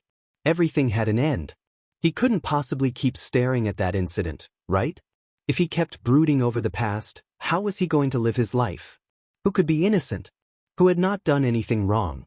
Who was born with a good temper and patience? Who was able to tolerate everything? Yun Hongwei looked at Jiang Zhao. He did not say anything, but the hand holding the cigarette had already flattened the long filter. Jiang Zhao had been very respectful to him since he came back yesterday, but now that he suddenly raised his voice, he did not look like someone to be trifled with at all. The more he acted like this, the more worried he was about his daughter's situation. Dad, I apologize for yesterday's incident, but the question of whether Yi Er is worthy of me is not something that's nice to talk about right now. Yi Er is my wife now. As long as I acknowledge her, she is worthy of me. Dad, no husband and wife can live without conflict for the rest of their lives. But I will try my best to resolve these conflicts. I understand how you feel, but this does not mean that I agree with your decision. Although our marriage did not receive your blessings, it does not mean that I will agree with you breaking us up. Jiang Zhao's tone was respectful, but every sentence was forceful and did not leave any room for negotiation. Dad, I know that you think I bullied Yi Er. Just now, I heard you ask Yi Er if I hit her. You must think that I often bully her, but to be honest, I have already done my best to tolerate Yi Er. I have almost never rejected anything that she wants. I think what happened today has left a bad impression of me, and I will do my best to make up for it. But I will not agree to a divorce. No matter what conditions you propose, I will not agree to them. Even if you ask Yi Er to sue me, I will not agree to it. If I had thought of a divorce when we got married, I would not have gotten married at all. Why bother? Yun Hongwei did not expect Jiang Zhao to reject him so forcefully. He also did not expect that Jiang Zhao would not leave any room for negotiation and would not agree to any conditions. I did not ask Yi Er to marry into a rich family. It might be a blessing for her to live a simple and peaceful life. Without great wealth, there would not be great ups and downs. The most important thing for a woman was to have a stable life. Dad, I won't let her experience any hardships. Don't worry. Yi Er sat on the bed and waited for a long time, but her father and Jiang Zhao did not appear. It was not appropriate for her to go out. She felt that it would be troublesome for a woman to go out at this time. Finally, someone pushed the door open and entered. It was Xiaoya, who was wearing a big black sunglasses. Yi Er was a little disappointed and called out, "Sister Xiaoya." Xiaoya pushed her sunglasses up and placed them on top of her head. She placed the flowers in her hand on the table and looked around the room. She did not seem like a guest at all. Welfare, Song Shu 566. Chapter 511.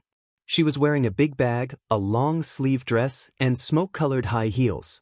Her figure was extremely hot. She walked casually in the room in her high heels.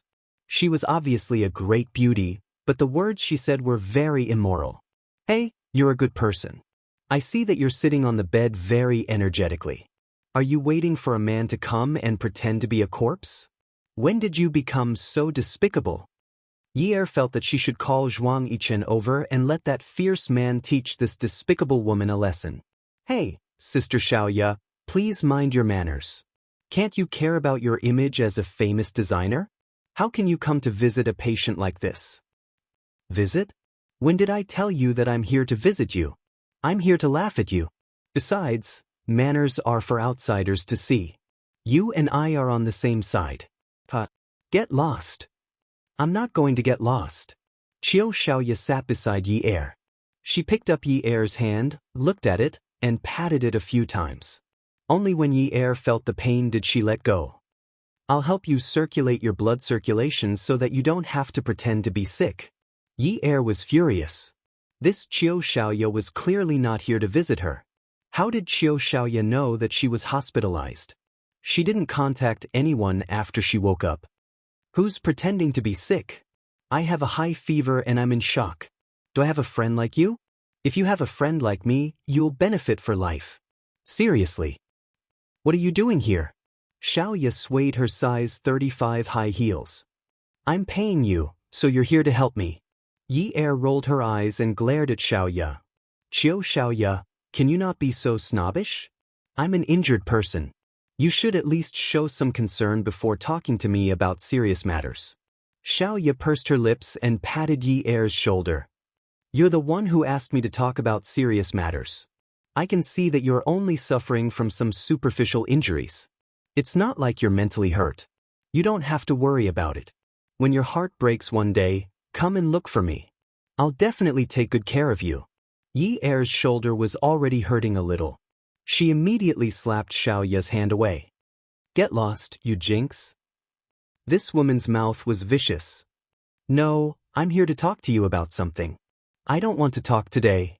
When Xiaoya saw Yi Er's refusal, she immediately stopped looking down on her and started to confide in her. "Here, let me tell you. Sister Xiaoya has been through this before. You can't rely on a man forever. Tell me, in this society, which man is clean? If they don't find a prostitute, they're keeping mistresses. If they don't have extramarital affairs, they're having one-night stands. Today, you're young and beautiful. Tomorrow, when you're older and he's 50 years old, he'll still jump into the bed of an 18-year-old girl." Yi Er wanted to vomit blood. "Qiu Xiaoya, I'm going to record you and play it for Zhuang Yichen. Let's see if you still dare to say such things.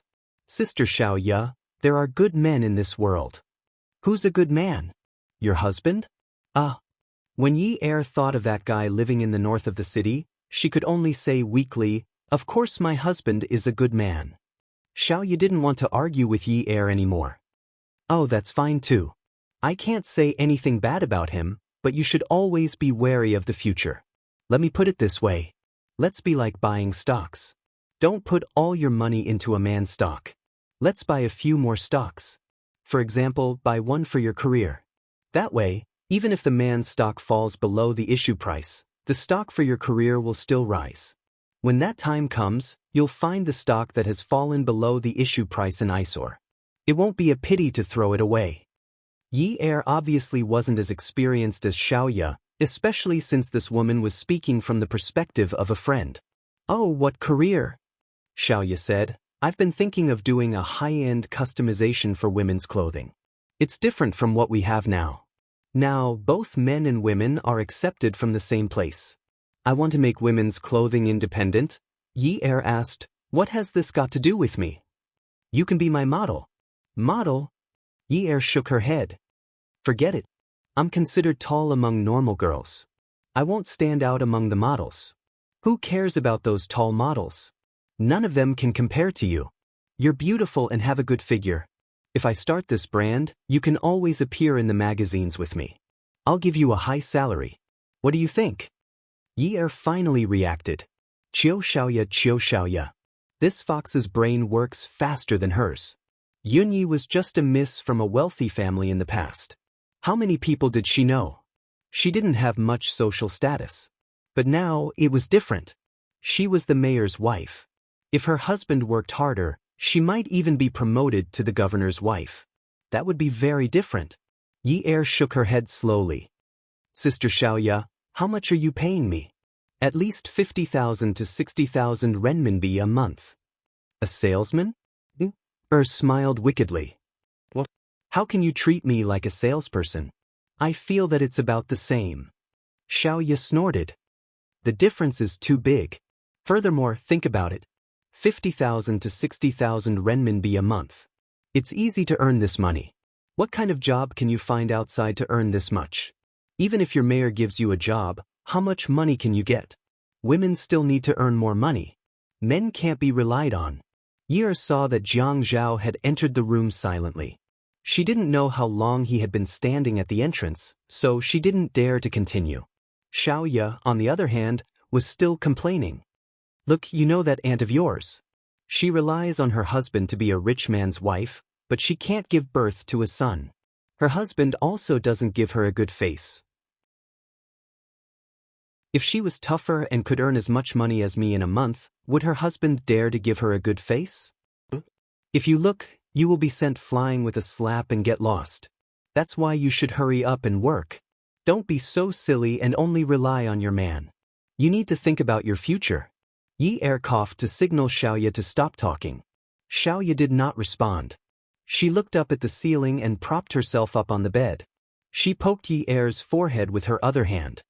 Let me tell you, it's not safe for you to rely on your man all the time. You need to think of a way to get a good job.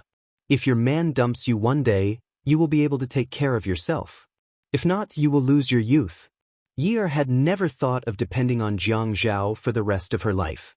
After the incident with the Yun family, she realized that she could not manage the family business well. Being ignorant and incompetent would not lead to a good ending.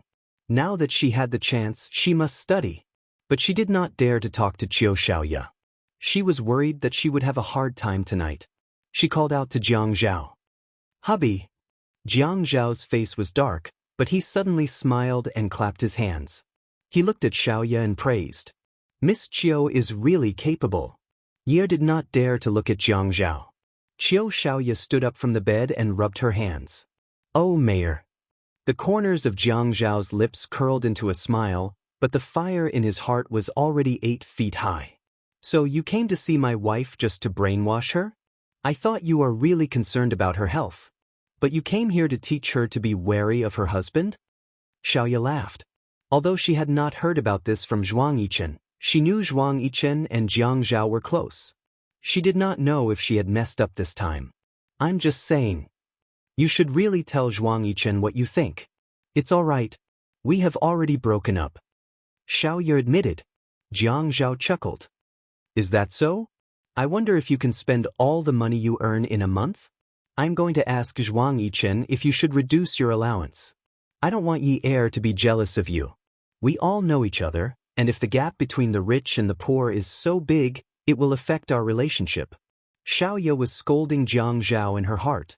If she really went to look for Zhuang Yichen, no matter how much money she earned, Zhuang Yichen will clean it all up.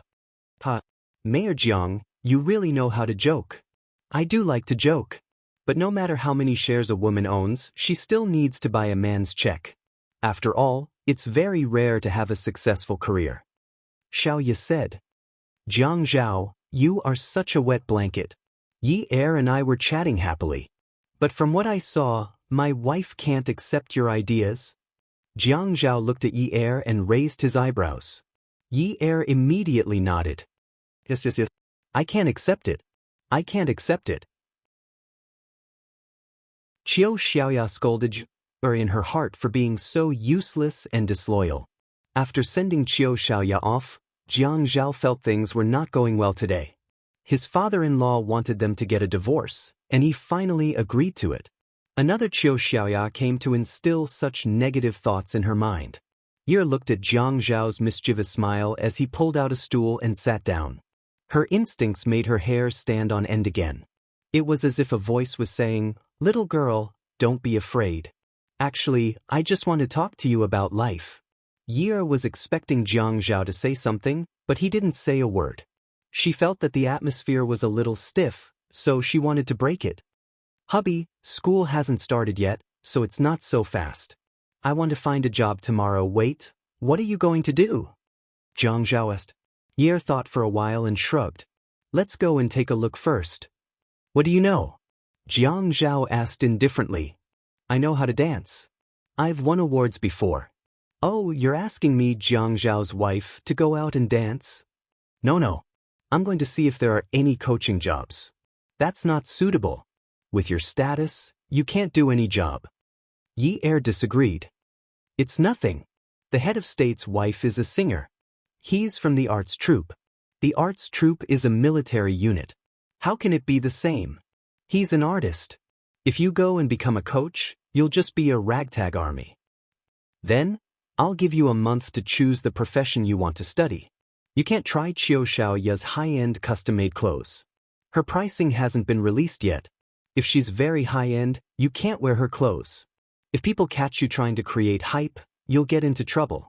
Jiang Zhao said as he picked up an apple and started peeling it. He continued, "Zhuang Yichen said that Qiu Xiaoya is careless, but I don't think Qiu Xiaoya is careless. She's always been very calculative. The brand Fei is the crab that Zhuang Yichen eats first. Zhuang Yichen is a rich and handsome man. As long as he shows his face in a magazine, he'll be more popular than a celebrity. He just has to casually mention where he got his clothes made and it'll be worth a lot of advertising fees. Besides, how many people give face to Zhuang Yichen? During that time, he gave clothes to his friends and everyone wore them.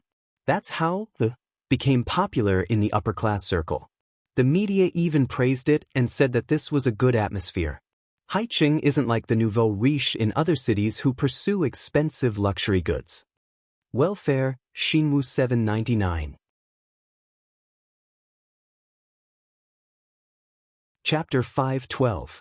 Yi felt that Zhuang Yichen was not the kind of person who would help others. "Didn't you say that they aren't together anymore?" Do you believe that?" "I don't believe it. Zhuang Yichen doesn't seem like the kind of person who would make a losing deal."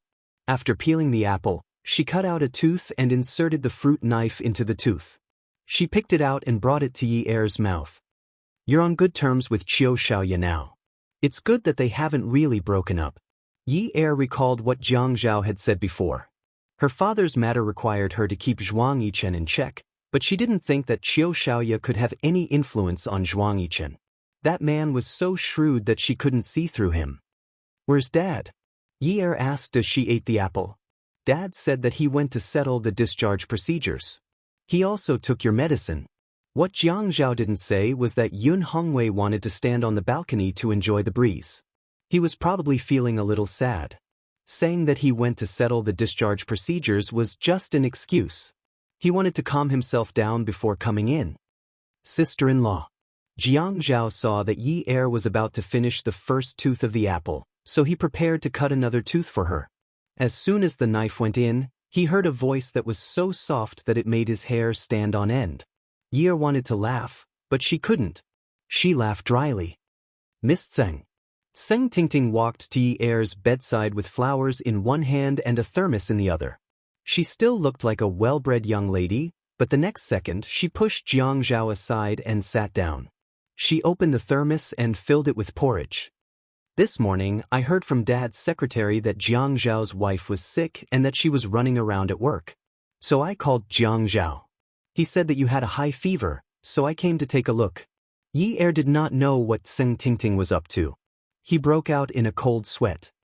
"Actually, it's nothing much. I'm fine now.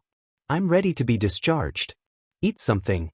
I heard that it's easy to get weak when you have a high fever, and you don't have much appetite. I made some red-skinned peanut porridge. It's nutritious and light. When Tseng Tingting finished speaking, she had already packed the porridge. Just as she was about to let Yi Er eat, Jiang Zhao interrupted, "Your sister-in-law just ate half a bowl. Still full." Tseng Tingting looked unhappy. She picked up the bowl and took a sip. She glared at Jiang Zhao. "Really, you narrow-minded stinky man? Are you afraid that I'll drug your wife?" Yi Er and Jiang Zhao felt awkward at the same time. Yi Er was being propped up on the table. Even if he wasn't hungry, he could only pick up his bowl and eat. "Thank you, Miss Tseng. Call me Ting Ting." "Yes, Ting Ting." Sister-in-law, I'm here to tell you that I want to steal your husband from you." Before Tseng Tingting could finish her sentence, Yi Er choked on the porridge and coughed. "Eating someone from you is the right thing to say?" She wanted to bribe her with a bowl of red-skinned peanut porridge? Jiang Zhao was only worth the price of a bowl of porridge?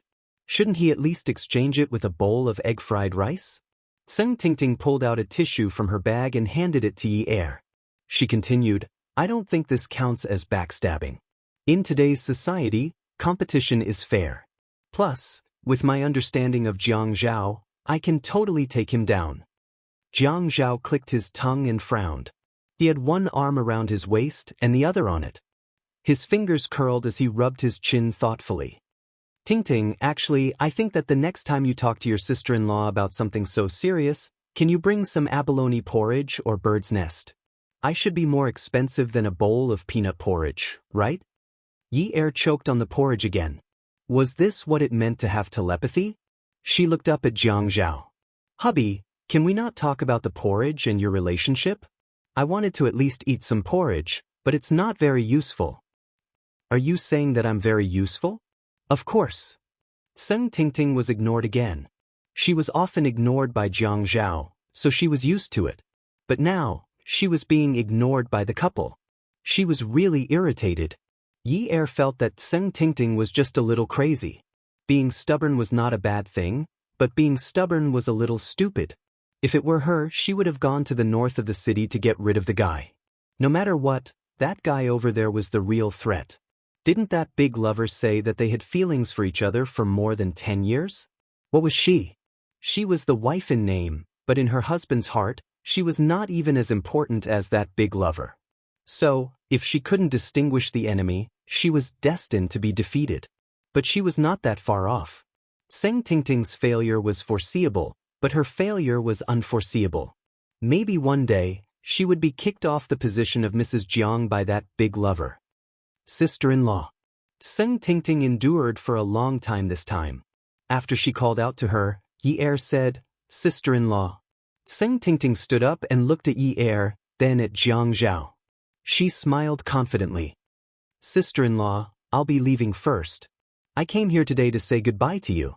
Tomorrow, I'll be going to Jiang Zhao's building to work.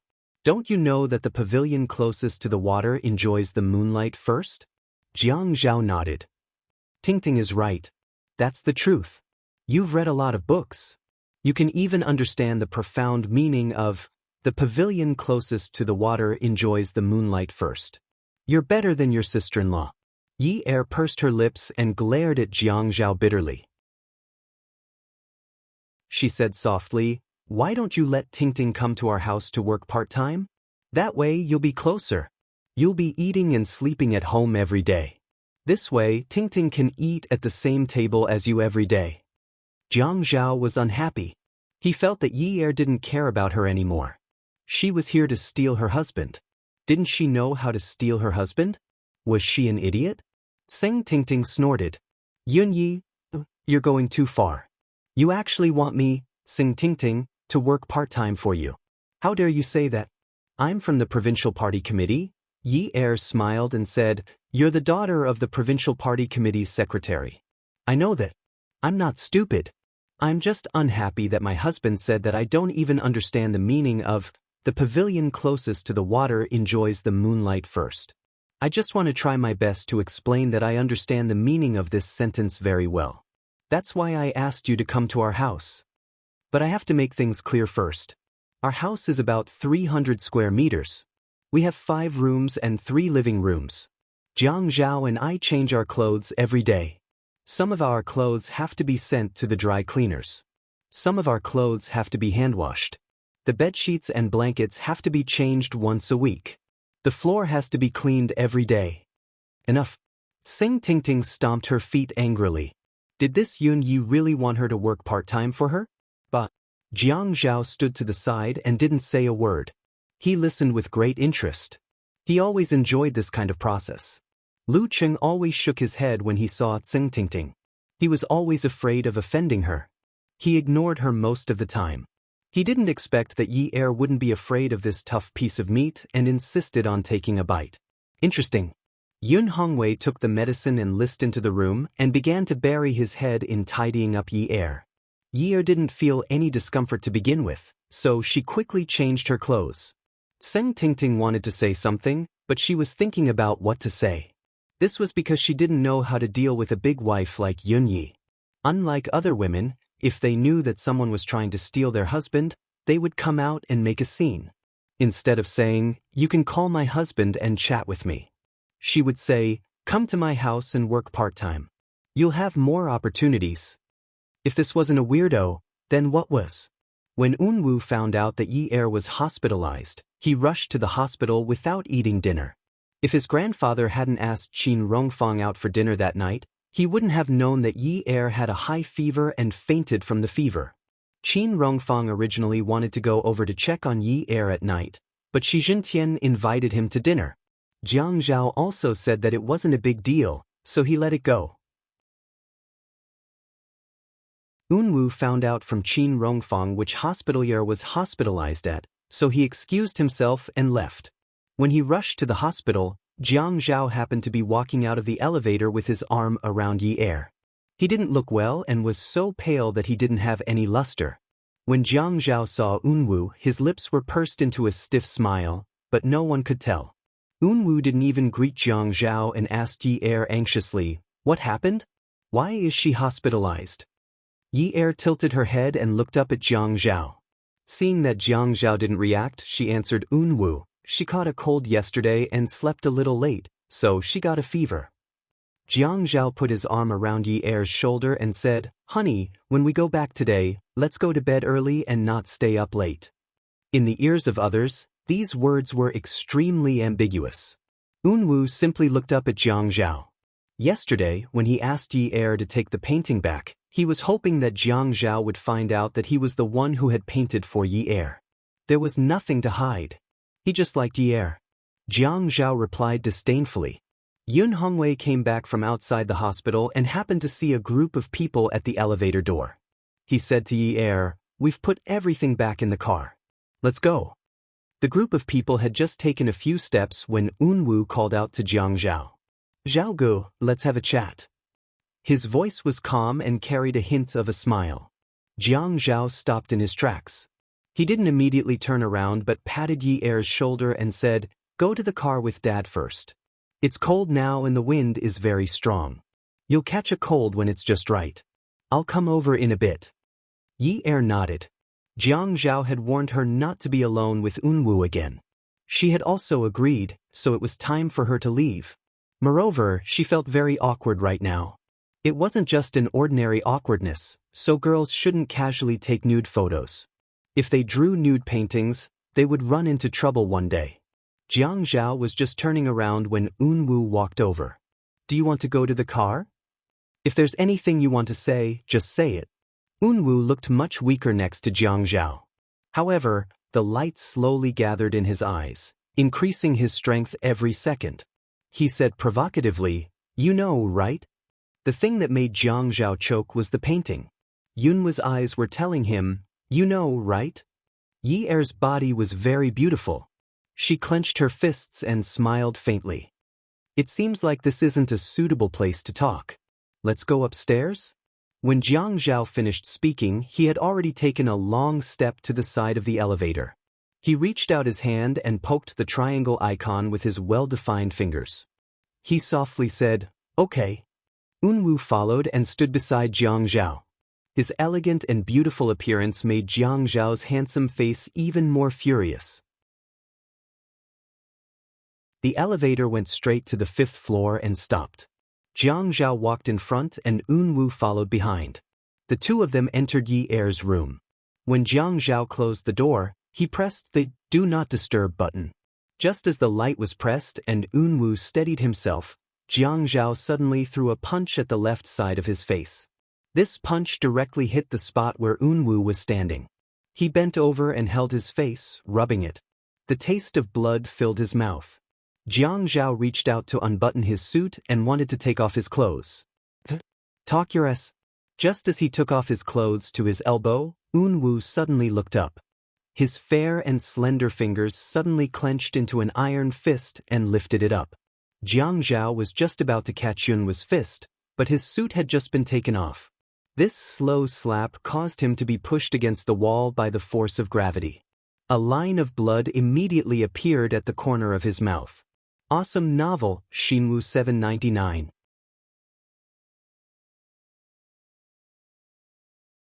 Chapter 5:13. Yunwu's punch was extremely fast. His eyes, which were originally as cold as moonlight, were now stained with bright red blood. Jiang Zhao's back was against the wall. When he saw the fist coming, his neck quickly tilted to the side, causing the fist to hit the wall heavily. Taking advantage of this split second, he raised his elbow and hit Yunwu's back with full force. There was limited space at the entrance, and at this moment, the two tall men took up a lot of space, making it even more cramped as they fought. The fight didn't look spectacular, and it was very childish. The two men lay on the ground on their sides, twisting their elbows to pin each other down. Their eyes were fierce, but they were both injured. Unwu panted. "Jiang Zhao, there's no point in hogging something that doesn't belong to you." Jiang Zhao smiled faintly and replied, "Unfortunately, she can only belong to me." Yunwa's expression was extremely calm, but the strength in his hands didn't weaken. But she doesn't love you. She just had to rely on you because she had no one to rely on at that time. If she had known about my family background earlier, do you think she would have been with you? She would have relied on me willingly instead of being forced because she trusts me." This was the thing that Jiang Zhao didn't want to talk about the most, and he didn't want to think about it in detail. He had always thought that as long as they continued to be together, they would develop feelings for each other. Someone once said that women and men were different. If a man had no interest in a woman from the beginning, and if he couldn't develop feelings for her, he wouldn't be able to build feelings for her. But women were different. Even if she married a burly man, even if she didn't love him at first, as long as that man treated her well, she would forcibly brainwash herself and tell herself that this man was good to her and that she could love him. Then, many years later, she would realize that she really did love him. When she had lied to him about getting into a car accident, he knew that he had fallen. He had completely fallen. If he had fallen, so be it. He had accepted it. Some people could only see the end of their relationship after a lifetime. He was considered lucky, wasn't he? However, the problem between them did not last long. Many years later, they had not been married for long. Before he could make her feel that he was good, there were already groups of people jumping out and trying to sow discord between them. Shi Unwu said that Yi Er trusted him? Fuck you. If she didn't trust me, she wouldn't have asked me to draw for her. Don't you know that? Hearing this, Jiang Zhao's face changed. He hated this. Thinking of this, his blood surged. He thought that it was necessary to dig a basement here immediately and bury Shi Unwu in the basement after killing him. He wanted to make this wolf in sheep's clothing disappear from the world forever. Jiang Zhao suddenly felt an uncontrollable force rush out of his body. The original stalemate instantly changed. Jiang Zhao flipped over and pinned Unwu down. He broke free of their bindings and threw a punch at Yunwu's face. He took a deep breath and spat at Unwu. "You're so pathetic that you think too highly of yourself. Why do you have to say such words without any confidence to comfort yourself?" Unwu indeed had no confidence. If his words had hit Jiang Zhao's weak spot, then Jiang Zhao's words had also hit him where it hurt. He exploded with strength and did a small carp flip, sending Jiang Zhao, who had just gained the upper hand, to the ground. Yi Er was waiting anxiously in the car. Why did the two of them take so long just to have a chat? She was not at ease at all. She was very anxious, especially since she knew the cause and effect of the incident. Unwoo was a simple person, but Jiang Zhao's performance yesterday made her know that Jiang Zhao would not give up so easily. Yi Er knew Jiang Zhao's mentality, but she did not know Yunwoo's intentions. She started to worry and said to Yun Hongwei, "Dad, I'll go up and look for Jiang Zhao. Why is he still not down after so long?" Yun Shidi said, "Don't go. It's windy outside. Didn't Jiang Zhao ask you to wait for him in the car?" "I still want to go and take a look. I'm still worried." Yi Er did not listen to Yun Hongwei. She opened the car door, pulled her sweater, and walked into the hospital. Jiang Zhao was not in the lobby. She did not see anyone in the high-end private hospital. She went to the reception desk to ask and was told that Jiang Zhao had pressed the elevator and went upstairs. Upstairs? Which floor? Who is he looking for? Just when she was about to take out her phone to call Jiang Zhao, the elevator opened and a nurse, Miss, ran out. She ran to the reception desk and said to Miss from the consultation desk, "There's a fight on the 5th floor. Mayor Jiang went in with someone and pressed the anti-disturbance lights. I don't know what to do now. Help me answer the call from the hospital director and ask him to think of a solution," Miss said while stomping her feet. Yi Er had already run to the elevator and pressed the triangle button a few times. When the elevator opened, she rushed in. Fight. She knew that this matter would not end here. When she reached the 5th floor, she turned on the anti-disturbance lights and opened the door. She stood at the door and looked at the two men fighting. She was stunned. "You too." As soon as NU heard Yer's voice, he immediately withdrew his hand. At this moment, Jiang Zhao's leg came over and kicked him in the stomach. His entire center of gravity shifted, and he fell back, barely landing beside Yer's feet. When he raised his eyes to look at Yer, his eyes were filled with grievance and injustice. Yer had never seen Unwoo like this. It was not because of his injuries. It was because of his eyes. He used to be calm in the past. Even if he did not have any desires, he was not weak. He had never shown any grievances before. Unwoo. Yi Er squatted down and helped Unwoo up. His lips opened a few times, but no words came out. The moment Jiang Zhao saw this situation, he knew it was over. Xianyo, that bastard, actually dared to play such a trick. In this world, other than Jiang Zhao, no one else knew about his grandson's background. He was no longer a child. Given the relationship between the Shi family and the Lei family, even if it was for his grandfather's sake, it was impossible for him to spread the news. "Yun, come over here." Jiang Zhao raised his hand to wipe the blood from the corner of his mouth. When he saw that Yi Er was about to get up, Shi Unwoo, that bastard, actually cried out in pain again.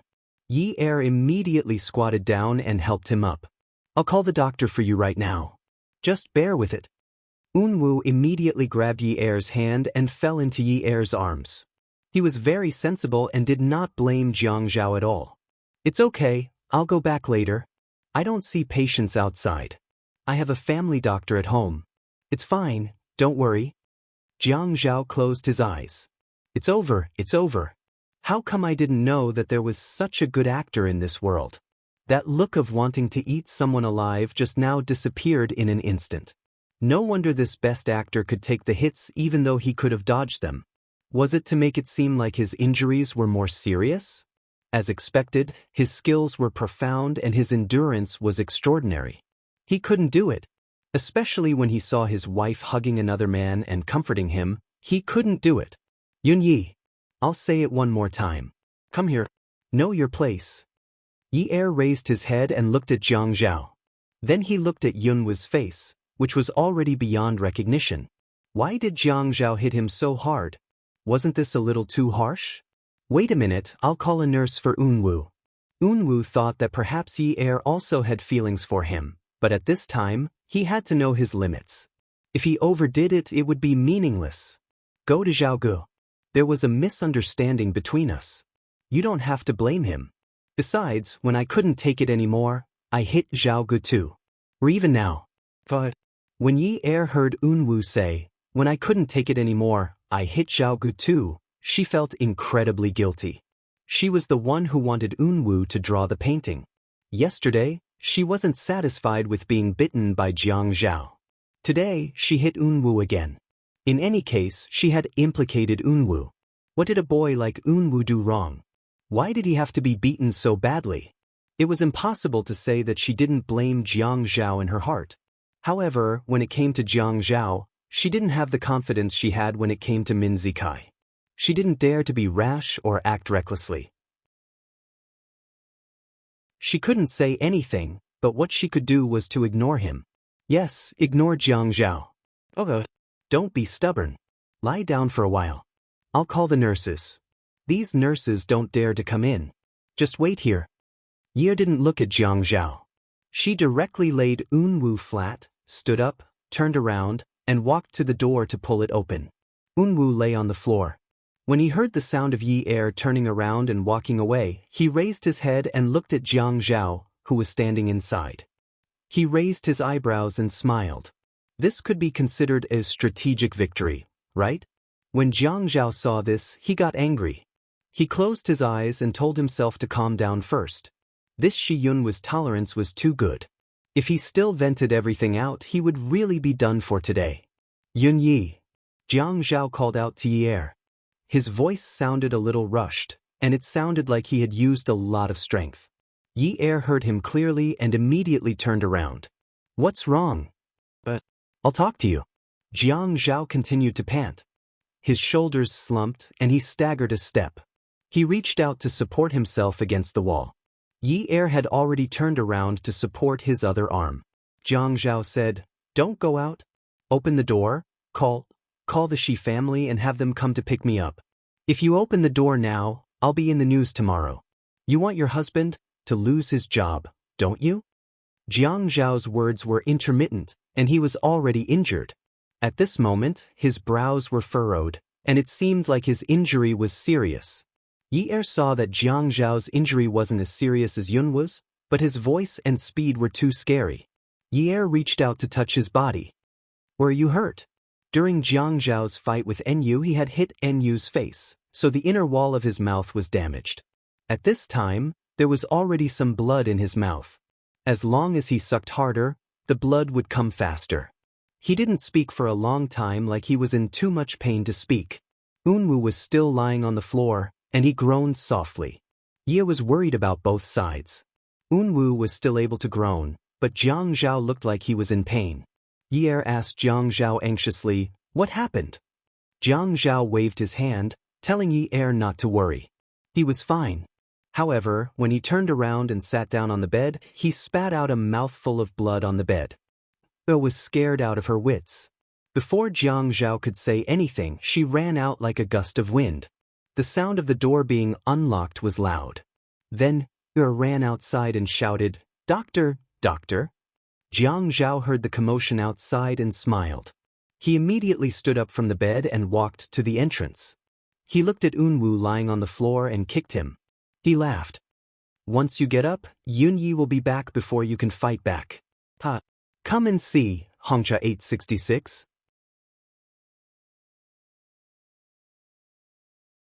Chapter 5:14. After saying that, he looked at Unwu, who wanted to get up but was holding himself back. He immediately walked back to lie on the bed and said proudly to the ceiling, Shi Unwu, the floor is so cold, isn't it? It's more comfortable on the bed. You should know what it means to be a married couple now, right? My marriage certificate with Yun Yi was stamped with a steel seal, not an advertisement on a telephone pole. Do you understand? Unwu clenched his fists and trembled. Just now, Jiang Zhao's saliva was diluted into a bloody foam. Yunwa's blood was really stuck in his throat. He shook his fist and hammered the ground. Jiang Zhao sneered, You're quite strong. Your body is really good. Why don't you think about who you're scheming against? I have a problem. What I like to do the most is a tooth for an eye for a life. Don't be my enemy, because I'm very petty. Although Jiang Zhao's words were a little overboard, he was indeed a vengeful person.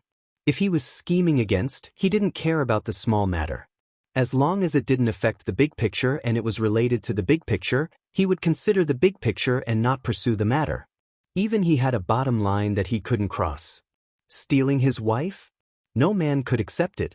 He couldn't cripple or kill Shi Eunwoo now, but he could return the tricks that Shi Eunwoo had used on him. He couldn't return a tooth for an eye for a life, but at least he had to return a tooth for a tooth. Didn't Shi Eunwoo, this grandson, pretend to be seriously injured? Fine, he couldn't let himself be wronged. He had to add another kick to make up for this grandson's performance. Didn't Shi Eunwoo pretend to be pitiful? Who didn't know how to pretend to be pitiful? His wife acted cute, coquettish, and pitiful for him every day at home to gain sympathy. Even if he hadn't eaten pork before, he had watched a pig run for a long time. He had no choice. He had a good master at home, so he didn't act without reason.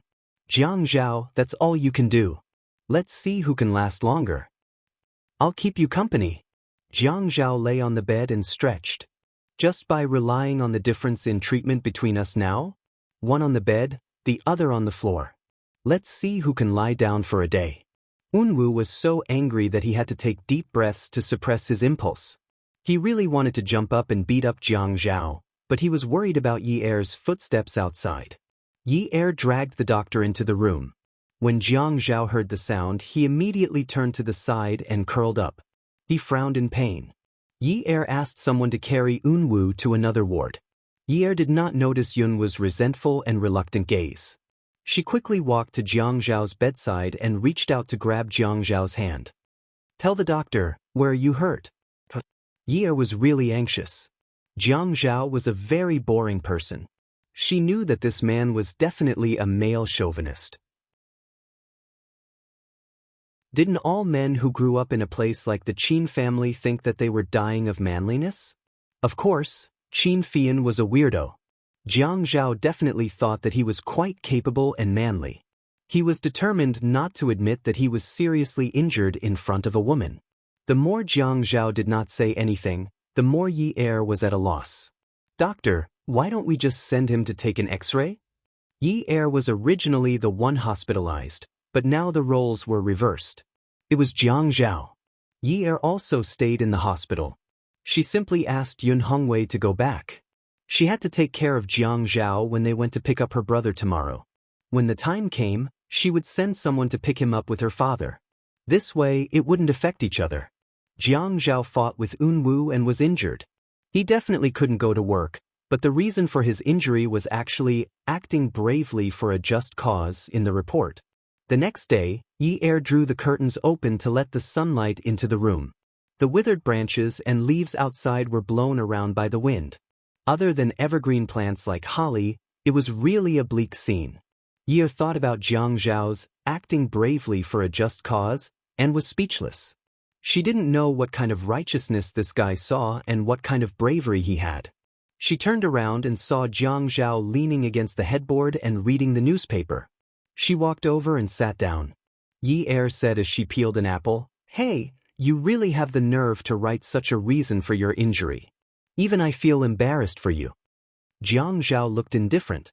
He flipped through the newspaper in his hand and swung his legs. He didn't look like a patient at all and sighed. "Actually, I'm also very embarrassed, but this was written by Lu Cheng without my permission."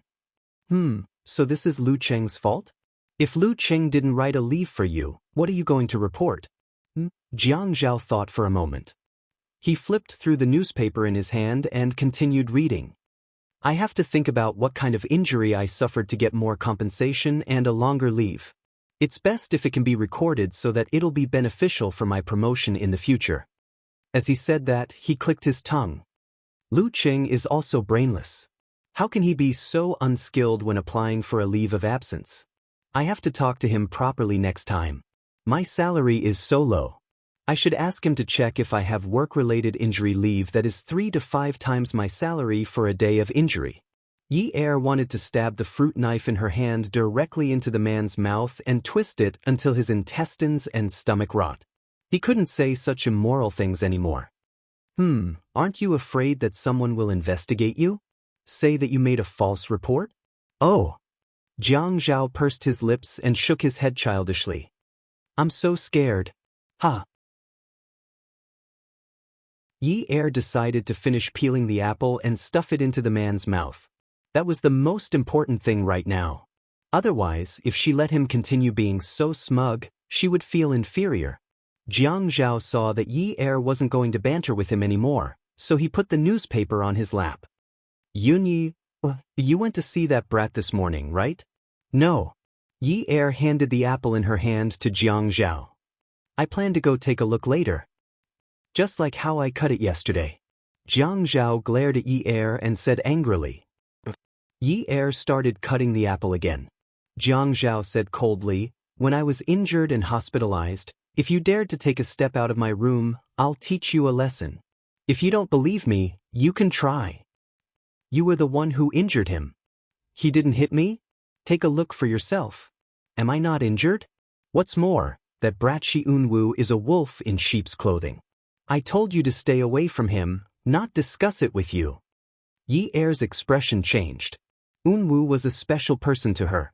They weren't very close, but strangely, she felt like he was a very good friend. It could be said that for a long time, she found a lot of comfort on Wutong Street because of those eyes. It made her believe that there were still clean things in the world and that the world wasn't that ugly. It was just that she happened to encounter ugly things and people. However, she wasn't completely unlucky because she met such a clean boy. When she was in a bad mood, she liked to go there to look for him. Sometimes, standing by his side and watching him draw was also a kind of enjoyment. When Jiang Zhao told her to stay away from Unwu, she could agree, but she couldn't tolerate Jiang Zhao insulting Unwu like this. You really are something. You told me to stay away from him, so I stayed away. Why did you have to attack him personally? I was the one who brought up the matter of drawing. You've already bitten me and punished me. Now you're picking on other people's matters. What kind of man are you? Jiang Zhao was stunned. He knew that no one around would believe that Shi Unwu was the biggest liar, but he still wanted to tell Yi Er that Shi Unwu wasn't what he appeared to be and should stay away from him. This person was too dangerous. As her husband, there was nothing wrong with reminding her like this. What was she doing now? Why was she filled with righteous indignation? Protecting him? I'm not a man? Jiang Zhao's expression darkened even more. His voice gradually became muffled, as if something was stuck in his throat. It was uncomfortable. I'm not a man? He's a man? You care so much about his image? Isn't he a wolf in sheep's clothing? The personal attack? So what if I'm attacking him personally? You're my wife. So what if I'm attacking him? No matter who I attack, you should be on my side. You're my woman. Don't you know where you stand? Yi Er had already stood up, but when she heard Jiang Zhao's last sentence, she was stunned and couldn't leave the room. It wasn't because she was touched, but because of where he stood.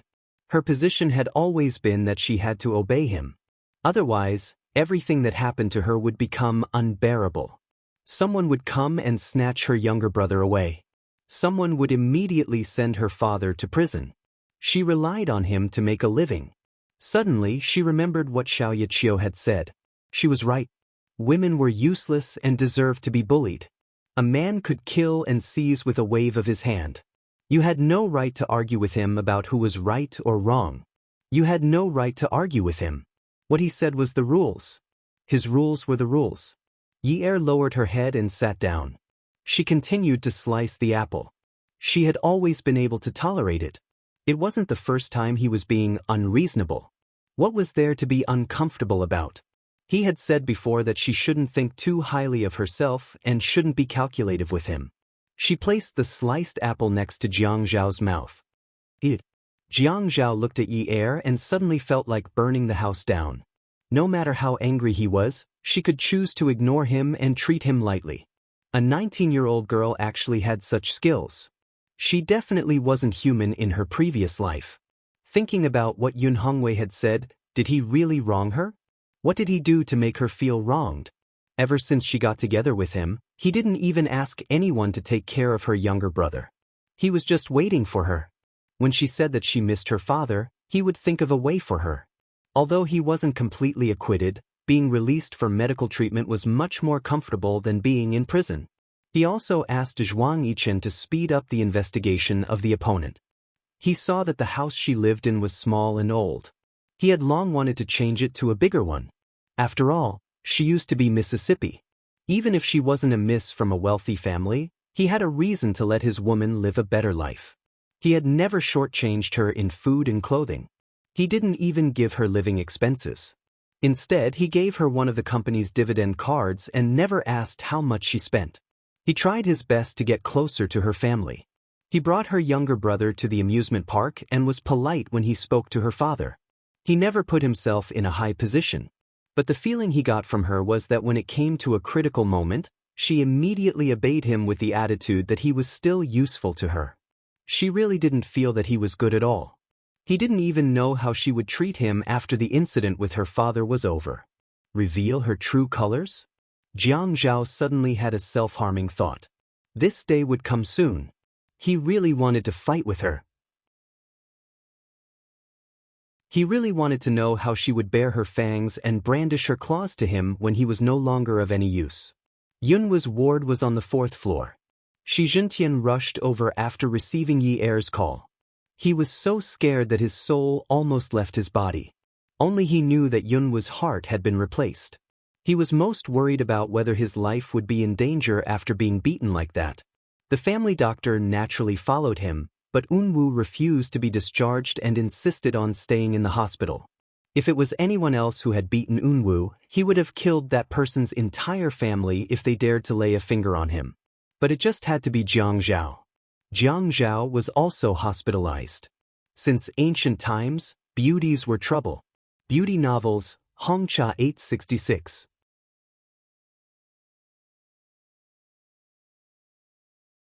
Chapter 515.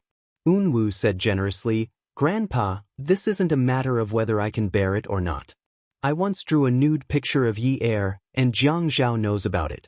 He now knows that I like Yi Er, so we have a grudge. But this is between the two of us. It has nothing to do with the family." In the face of Yunwu's relaxed indifference, Shi Zhentian only wanted to grab a vase and smash it on Yunwu's head. He wondered if that would wake him up. This grudge had nothing to do with the family? Could it have nothing to do with it? This was the daughter-in-law of a wealthy family, not the daughter-in-law of an ordinary worker's family. If anything happened to her, the whole of Haiqing would know. No one would be able to shut their mouths then. "You don't know what's important." Shi Zhentian scolded loudly. This was something that had never happened before. "I don't know what's important? Grandpa, when I met Yi Er, Jiang Zhao was still squatting in some corner. What's wrong with me drawing a picture of Yi Er? I do like Yi Er. Am I wrong?" Yunwu's originally casual and slow speech became hurried and agitated at this point. "I'm already 20 years old. Am I wrong to like a girl? I didn't start liking her after she got married. I've liked her for a long time. You told me not to be shocked, not to be angry, not to have any desires, but Grandpa, is that something I can control? I've controlled myself before. I thought it wasn't because I liked her. I've been controlling myself too much, and that's why Jiang Zhao got away with it. Did I want to create such a situation? Just because I had a heart transplant, I couldn't be happy for more than 10 years. Now that my heart is fine, is it too much for me to want to get a girl I like? Is it too much?" "Yunwu, don't get agitated. Grandpa, don't be like this. You always tell me not to be agitated, not to be agitated. But yesterday I was very agitated. I hit Jiang Zhao and Jiang Zhao also hit me. My heart is fine. Grandpa, I can be agitated, I can. I can have emotions like a normal person. I can be unhappy. I can get angry when I encounter something that makes me angry. I can vent my anger when I can't take it anymore. I can use the power of jealousy to rush into my fist and hit people. I can use my anger to fight against my love rival." Yunwu's eyes turned red, and his decibel levels suddenly rose again. With a long howl, Shi Zhentian, who was scared to tears, hurriedly stepped forward and patted Yunwu's back. Yunwu finally calmed down. He grabbed a pillow from behind him and hugged it in his arms. He mumbled, "Grandpa, I can do all of that. I can do all of that. Do you understand? Grandpa, don't say such things to me in the future. I'm a normal man. I can get angry and fight like Jiang Zhao. I'm a normal person. I'm not a patient. I'm not." Tears flowed down the boy's elegant and beautiful cheeks and fell on the pillow, creating a pool of wet stains. "Yunwu, it's Grandpa's fault. Grandpa hurt you. If Grandpa didn't take that path in the past, our family wouldn't have encountered such a thing. Even if we didn't become rich, we would still be safe and sound. You wouldn't have suffered so much in the past 10 years. Shi Jintian wrapped his arms around Unwu and comforted him. He always felt helpless whenever Unwu was sad. He used to be a mafia figure who could cover the sky with one hand. After the Lei family was destroyed, he changed his name, but he still had power. Naturally, he had many servants. However, after Yunwu's heart was changed, he didn't trust any of the servants. He had to do most of the chores himself. He was a burly man who could call the wind and summon the rain. He had to learn to be gentle, patient, and indifferent. He had to learn not to be rash or impatient. For someone who had worked in the underworld before, this was undoubtedly torture. However, for the sake of this young man, he persevered. Most of the time, he naturally felt that he was Elder Shi. He was used to it. He thought that Unwu was used to it too. However, Unwu cried and complained to him, "I'm a normal person. I'm not a patient, I'm not." He looked at his grandson crying in grief and indignation. He wished that he could shorten his lifespan and die earlier so that his grandson could live happily. Unwu was a normal person. He could do many things. He could be more outstanding than many people. However, he couldn't snatch Jiang Zhao's woman. The Lei family was destroyed. The Jiang and Qin families' help couldn't be ignored. If the Jiang and Qin families hadn't helped cover it up and used their power to edit a large number of files and records, it had long been dug out by some of his enemies. He still remembered when old Jiang called him and asked, "What are your plans for the future?" At that time, he looked at little Unwu on the bed and said to old Jiang, "I only want to have a place in the right path. Let me and my grandson live a peaceful life."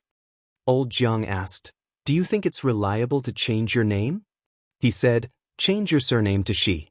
That's all I ask for." One shouldn't bite the hand that fed them. Even if the Shi family had a place in the right path, he shouldn't have hurt his old friend who took the risk to help him change his records. Which family's grandson wasn't the apple of their eye? Grandpa will take you out to have some fun. You'll be fine after a round. Unwu closed his eyes and sighed. He couldn't understand the concept of friendship because he had no friends since he was young. He only knew that Sister Hua was good to him, so he had to be good to Sister Hua. Ague was loyal to him, so he had to be good to Ague. Yer had been good to him for so long. Since his grandpa refused to help him, he had no choice but to help himself. "Grandpa, I don't want to go out to have fun. After I recover, I want to go to work at the company. I'm already 20, and I only go to the company on Mondays and Fridays. I don't think that's right. After all, everything at Shi Empire needs to be managed by me. I think if I'm busy at work, I'll think less." "I'm glad you think that way." Unwu couldn't see Shi Jintian's consolation and couldn't hear Shi Jintian's joy. He looked out the window and his eyes were distant. His hands that gripped the pillow tightened into fists. He thought to himself, "Jiang Zhao, even though the sea is wide, you have to be careful or else you'll hit a reef and capsize." Seeing Yunwu's gaze drifting away, Shi Jintian felt something was off. He didn't dare say anything, but he was worried that he might hurt Yunwu's pride. He thought about it and decided to strike from the side. In a serious tone, he said, "Unwu, actually, we're indebted to the Jiang family and the Qin family. Without their help, we wouldn't have been able to leave Japan safely, and we wouldn't have been able to grow so smoothly. However, Elder Jiang and Elder Qin have never mentioned their kindness and help, and they are very careful with their words. They are afraid that I might feel indebted to them, so they purposely put me down. This kind of affection is not something that can be explained in a short period of time. Grandpa wants to force the brotherly love from the previous generation onto you. That's my fault. However, is the so-called love between a man and a woman really more important than everything around you?" Unwu kept looking out of the window. He watched as everything outside the window began to blur. When he heard Shi Jintian's last word, he called out softly, "Grandpa." It wasn't that he didn't hear it, but he listened very carefully. Anyone who had experienced the ups and downs of his life would understand the meaning behind it. He took a breath and slowly exhaled. "Let me be alone for a while."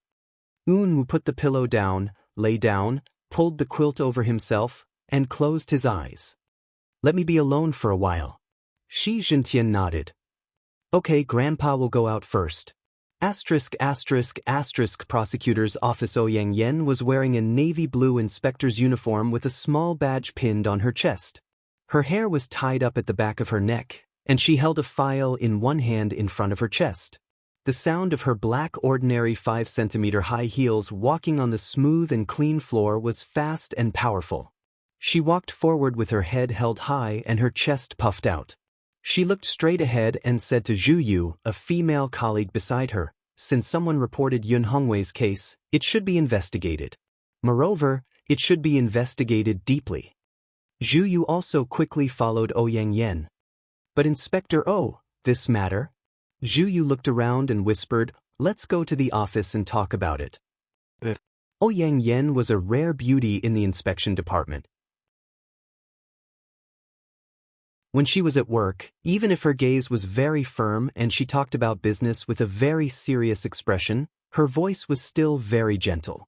It made people feel that she was a person who had never been angry. Naturally, she was very popular. After closing the office door, Zhu Yu sat opposite Ouyang Yen. Inspector O, we can't touch this matter now. Why can't we touch it? It's not that you don't know. Although the function of the inspection department is there, we are also restricted in many things. Ouyang Yen smiled. Her smile had always been warm and had the effect of calming and reassuring. You mean that there is an authority involved now, right? And this case is not assigned to us. Why should we get involved in this muddy water? Forget it, forget it. Don't tell anyone about this matter. I'll let you know later. Seeing Zhu Yu go out, Ouyang Yen stretched out her hand on the desk and leaned forward to pick up the phone. She tilted her head and put it on her shoulder. Her jade-like index finger poked the phone number dial key. His eyes darted around as if he was deep in thought. As he listened to the beeping sound from the phone, he tapped the table lightly with his hand. Hello, the person on the other end said. Ouyang Yen said with a smile, Director Shin, I'll treat you to lunch. Attention, attention. Friendly reminder, another black-bellied man has appeared. Oh, the sun has risen from the west. You're actually willing to treat me to lunch. It seems that you haven't released the grain this month, and you haven't released the bonus this year either. Ouyang Yen swiped the landline phone and dragged it in front of her. Then she sat on the chair and lay back. She stretched out her finger and twirled the phone line. She pretended to be angry and said, treating you to lunch, do I have to release the money after the work? You don't have to find such an excuse to refuse, do you? I can't ask for more. Where is it? You can book the place. The man on the other end of the phone teased, I want to book a place to take a nap. Will you treat me? Sure, and I'll ask a beauty to massage you. How about it? With you here, why should I ask for something far away? Why don't I trouble you? Ouyang Yan's face turned cold, but she put on a smile in an instant. Here we go again. Do you want to eat or not? I'll count to 3. If you don't agree, it will expire. Sisi, you're so sincere. Let's meet at the Sea Moon restaurant. Welfare, Shinwu 799.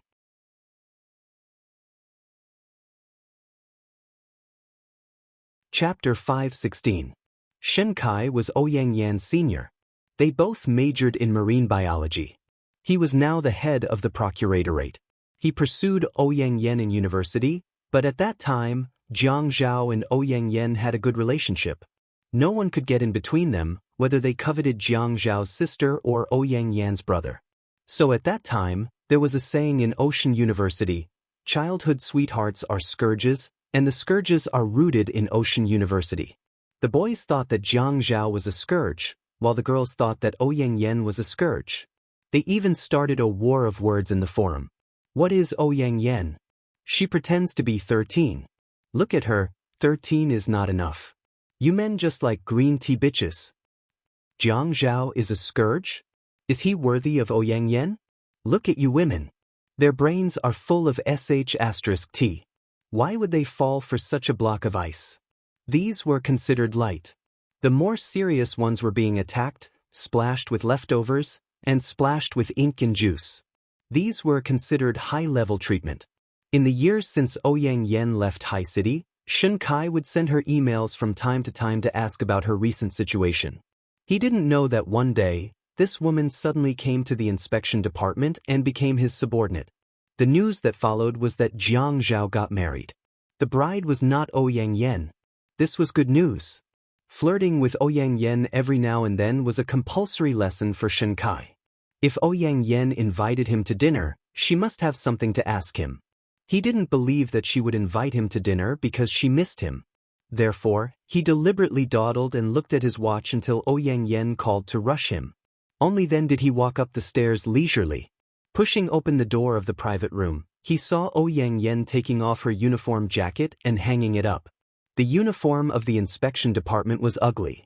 It was very dark. The shirt inside was not stylish and the pants were also very old-fashioned. However, Ouyang Yen tucked the shirt into her pants and tightened the belt around her waist. The pants were probably trimmed and the size was just right. The curves were really good. It wasn't like some of her colleagues' pants, which didn't show her figure at all. Shen Kai was serious at work, but he couldn't help making fun of Ouyang Yen when he saw her in private. She didn't like him anyway, so it was only fair for him to make fun of her. Otherwise, it would be a loss. Look, there's no place to take a nap here. You're starting to take off your clothes now. Look at you, you're always so careless with your words. I'm really sorry for your handsome face. Shen Kai had already pulled out a chair and sat down beside Ouyang Yen. He picked up the white porcelain flat-bellied teapot on the table and poured himself a cup of tea. After taking a sip, he patted Ouyang Yan's leg and said, "Wow, you're praising me like this. Don't tell me you like me." But it's a little too late for you to take a fancy to me now. There are so many beauties in their 20s flirting with me all day long. Ouyang Yen pushed Shen Kai's hand away in disgust and sat down opposite Shen Kai. Don't worry, the end of the world is fake. I won't really fall for you. AI. Why are you sighing? Isn't it exactly what you want? Shen Kai said, but haven't you heard of this before? Men are like this. They hope that every woman they like will love them to death. Even after they break up, they still want to love each other. This way, they will have a sense of accomplishment. You really know how to fantasize. When I meet a woman like you, how can I survive if I don't fantasize? Shen Kai took the menu and flipped through it. He stopped joking and asked, what made Inspector O willing to treat me to a meal? Ouyang Yen was straightforward. I want to take on Yun Hongwei's case. Reason? Shen Kai looked serious again, but he was still looking at the menu. Ouyang Yen said, he is almost out on parole for medical treatment. As far as I know, he has recovered from his injuries. Aside from the previous mayor's incident, is Yun Hongwei's business so clean? In 2003, didn't his food company also have a batch of problematic food? After this incident was resolved, did he really not use any underhanded methods? In 2004, High City's Bologna raw materials ran out, but he bought all the raw materials in advance and sold them to a mahogany factory at a high price. Is there any illegal transactions in between? Shen Kai's eyebrows were straight, making his handsome face look harmless and approachable. He had gained a lot of social advantages. At this moment, his eyebrows were furrowed. This tall man had long hands, and the service bell was in the middle of the big round table. He pressed it gently and the waiter came in. Order. Ouyang Yen did not say anything and waited for Shen Kai to order. The waiter was around, and it was hard to say anything. But Shen Kai flipped the menu to the end and started reading again. While reading the menu, he asked the waiter, is the jellyfish salad sweet and sour? Or is it sesame oil and spices? The waiter had informed the waiter about the identity of the guest when she came in. So, she replied politely, Chief Shen, it's sweet and sour. Oh, forget it. The waiter immediately said, you can make it into sesame oil and spices for Mr. Shen. I will inform the kitchen. No need, I don't like jellyfish. The waiter was stunned and cursed in his heart. If you don't like jellyfish, why did you ask? Ouyang Yen glared at him and cursed in his heart. Shen Kai continued flipping the menu. How about the fresh oysters here? The waiter said, Mr. Shen, our fresh oysters are directly flown in from North America. They are all deep-sea wild. Forget it, I don't like to eat raw things. The waiter immediately said, Mr. Shin, our oysters can also be baked and grilled. They are equally delicious.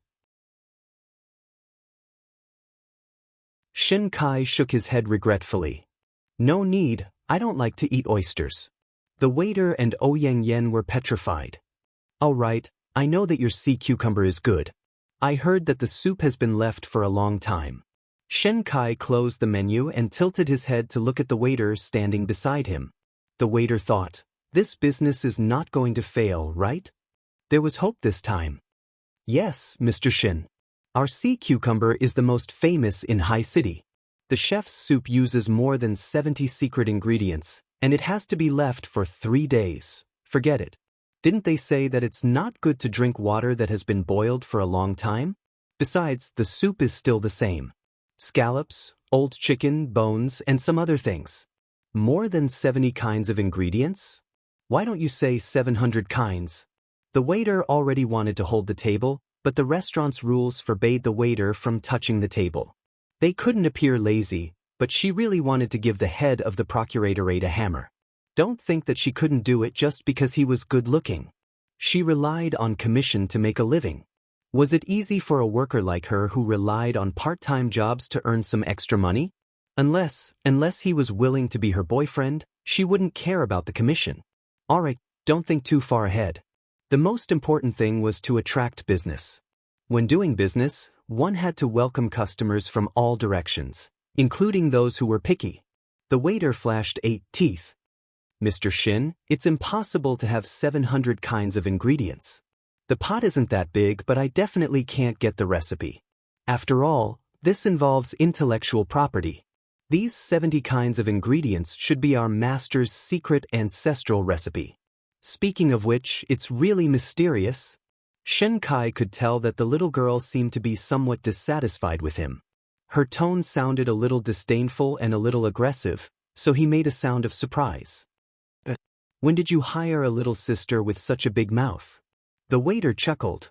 It means that our restaurant is constantly updating and striving for the best. In the food and beverage business, one must have a good mouth. One must know how to speak and taste the dishes. Otherwise, how can one provide service and food and beverage? Shin Kai asked with interest, What's your name? Xia Qian. Shin Kai repeated as if he didn't hear her clearly. The corner of Xia Qian's mouth twitched. Oh, Mr. Shin, it's like this. The xia in summer means the xia in the previous season. The qian in qian means 3 drops of water. The cheap means a shell. Understand? Shin Kai laughed. Oh, you can speak English? Ha, Mr. Shin, I was afraid that you didn't understand Mandarin, so I added a sentence. Are we going to communicate in the language of the little foreign devils? Haha, I support our country, I support our country. Mr. Shin is really patriotic. You don't even worship foreign languages. You're not like those foreigners on TV nowadays. They have to insert a few English letters into a sentence in Chinese to show that they've studied for a few days. She's not afraid that the old lady in front of the TV won't understand. Shin Kai felt that something was wrong when he heard this. He frowned and asked, Didn't you just insert a few English letters into your sentence? Xia Qian scratched her head. Ha, I'll be more careful next time. The next time I meet you, Mr. Shin, I'll definitely not use a single letter in my sentence. Are you talking about me as an old lady? Pa. Xia Qian thought for a while. Not all good-looking people were useless. They were quite smart. It was just that they pretended not to understand what they were supposed to understand, and insisted on understanding what they were not supposed to understand. No, didn't you understand? The one who doesn't understand is an old lady. Oh, then were you mocking me or yourself? No, I just said it casually. I didn't think too much. Xia Qian thought about it and decided not to argue anymore. The customer was God. Holding the ordering device in her hand, she looked at the unhappy Ouyang Yen and smiled at Shin Kai. Mr. Shin, our 2-headed abalone here is from Australia. Oh. Shin Kai suddenly remembered something and threw the closed menu on the table. Give me 2 servings of egg fried rice, a salad of shredded kelp, and a loofah soup. That's all. Xia Qian was stunned for 2 seconds. She cursed in her heart. Damn it. You've tortured me for so long and you still have the nerve to order such dishes? You still have the nerve to be a civil servant? You bastards. Do you want to give me a tip for ordering such lousy dishes? Xia Qian wanted to wait for the lady's reaction. She wanted to make a face, but the woman smiled gently. Mr. Shen really knows how to save money for me. Comrades in the inspection department should be diligent and thrifty. They should do their part to purify society, the man said righteously. Xia Qian nodded politely at Shen Kai with a smile. The dishes will be served in a moment. Please wait a moment. After going out and closing the door, Xia Qian continued to curse in her heart.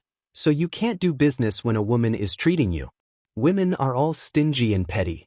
You even let a man stand up and refuse to order good dishes. How insidious. Purify society? You want to purify society and come to Haiyue restaurant to eat egg fried rice? You've purified society too thoroughly. My brain is about to short circuit. You're blocking my path to wealth. You're really a jerk, a jerk? She curled her lips and cursed in her heart. Is it easy to earn some money? Is it easy? I've worked so hard for half a day. My mouth is dry from talking and I only managed to sell a serving of egg fried rice. I can't live like this. She stomped her foot as she thought about it. Watching the waiter leave, Ouyang Yen said, You ordered such dishes because you're afraid that you'll be short-sighted? Shen Kai smiled. Inspector O is really understanding. You're indeed the most popular inspector. Do you have to? Welfare, Xinwu 799.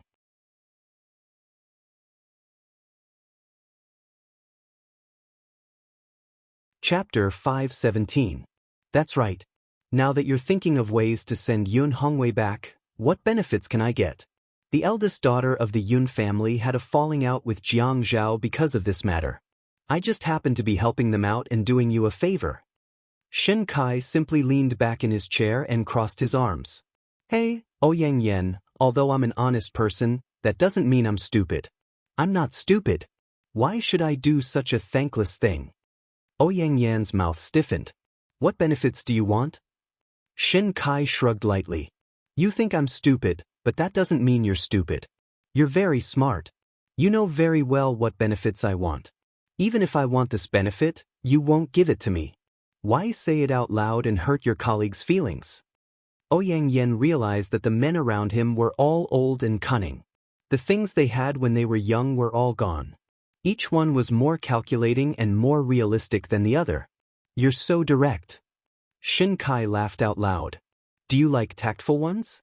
But didn't I get rejected by you in the past?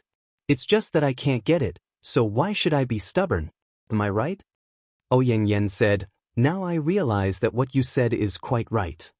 What is it? Men hope that the woman they liked will always love them to death, even if they break up. Women are also so vain. They hope that the man who liked them will never change his mind, even if they don't love him. Shen Kai shook his head and said slowly, Fairy tales are only suitable for a certain age.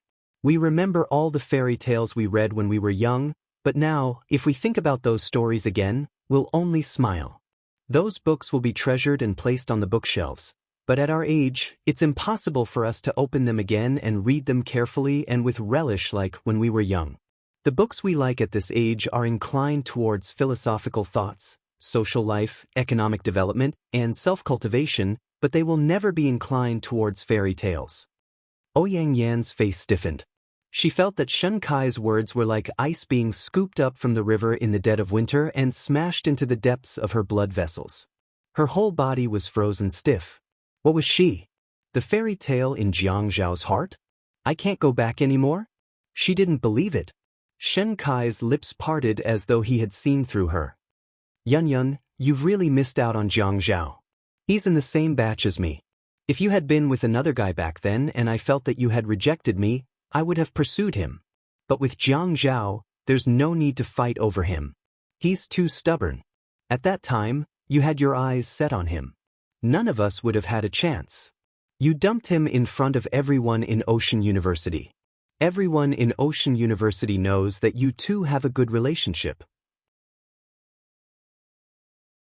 If it were someone else, wouldn't they curse 8 generations of your ancestors to death or find someone to pour acid on you? Do you think you can dump a man like him? I'm also in the circle of government agencies, and he hasn't messed up because of you in the past few years. His self-control. Although he used to be my rival in love, there's one thing I have to admit. No matter what, he's a good man in the eyes of women like you. It's just that he has a family now. Based on his personality, whatever you do will be futile. And Yun, there are some things that don't go too far. Our circle also has its unspoken rules. Do you think you can fight against Jiang Zhao? Do you think family Ouyang can fight against the Qin family? Even if family Ouyang is great, they can defeat the Qin family and take the #1 position in Shanghai. Can the family Ouyang afford to offend the Jiang family in the east? Ouyang Yen was trembling with anger because Shen Kai completely disregarded their previous relationship and threw her unbearable and bloody situation in front of her. Her self-esteem and image were trampled to pieces just like that. She was a proud Ouyang Yen. In front of a man who liked her and pursued her, she was ashamed. If you don't want to help me, then so be it. What's the big deal? If you don't let me get involved, can't I do it myself? Shen Kai suddenly changed his calm and good-tempered appearance. His handsome face had a pair of bright eyes. He raised his voice and snorted. He said angrily, "Ouyang Yen, I'm talking to you nicely now. Don't get into trouble and let your father clean up your mess for you. What are you trying to prove? To prove how much you love Jiang Zhao? You love him, but you didn't know how to cherish him back then. Now that he's someone else's husband, you're not convinced? Why are you not convinced? Not all the women in the world are dead. That's why Jiang Zhao found Yun Yi. Are all the men in the world dead? Do you have to hang yourself on that tree? Can't you put away your self-righteous pride and start afresh? If Jiang Zhao doesn't have feelings for Yun Yi, it's fine. But Ouyang Yen, if he has feelings for Yun Yi, you're not playing with fire. You're playing with your life. You should know him well." Shen Kai. Ouyang Yen was trembling with anger. She slammed the table and stood up unsteadily. "Don't go too far." "I'm going too far?" Shen Kai smiled. "Ouyang Yen, I'm not the kind of fool who likes a woman. I know she doesn't like me, but I'm still trying to help her find true love. I'm not Jesus. So, don't think I'm going too far." Ouyang Yen took a deep breath. Jiang Zhao didn't care about their old relationship. Even this pursuer who had been in contact with her for the past few years didn't care about their old relationship. Men were indeed fickle. Shen Kai slowly sipped his tea. "Ouyang Yen, if you want to talk about conditions, then act as if you want to talk about conditions. But let me tell you, to me, you are not so attractive that I would give up my career to shed my blood for you. After all, I am already past that impulsive age. Who told you not to pursue me earlier? You're so self-righteous." Ouyang Yen said disdainfully. Shen Kai rubbed his face impatiently. Hearing Ouyang Yen say that, he didn't feel comfortable. But his attitude was there. Whether he was self-righteous or thinking too much, he didn't want to suffer any losses. Xia Qian led the waiter into the private room and placed the dishes one by one on the table. She said with a smile, "All the dishes have been served. Please enjoy." She thought to herself, "Stingy. You only ordered 2 small dishes on such a big table. You 2 stingy people will stuff themselves to death."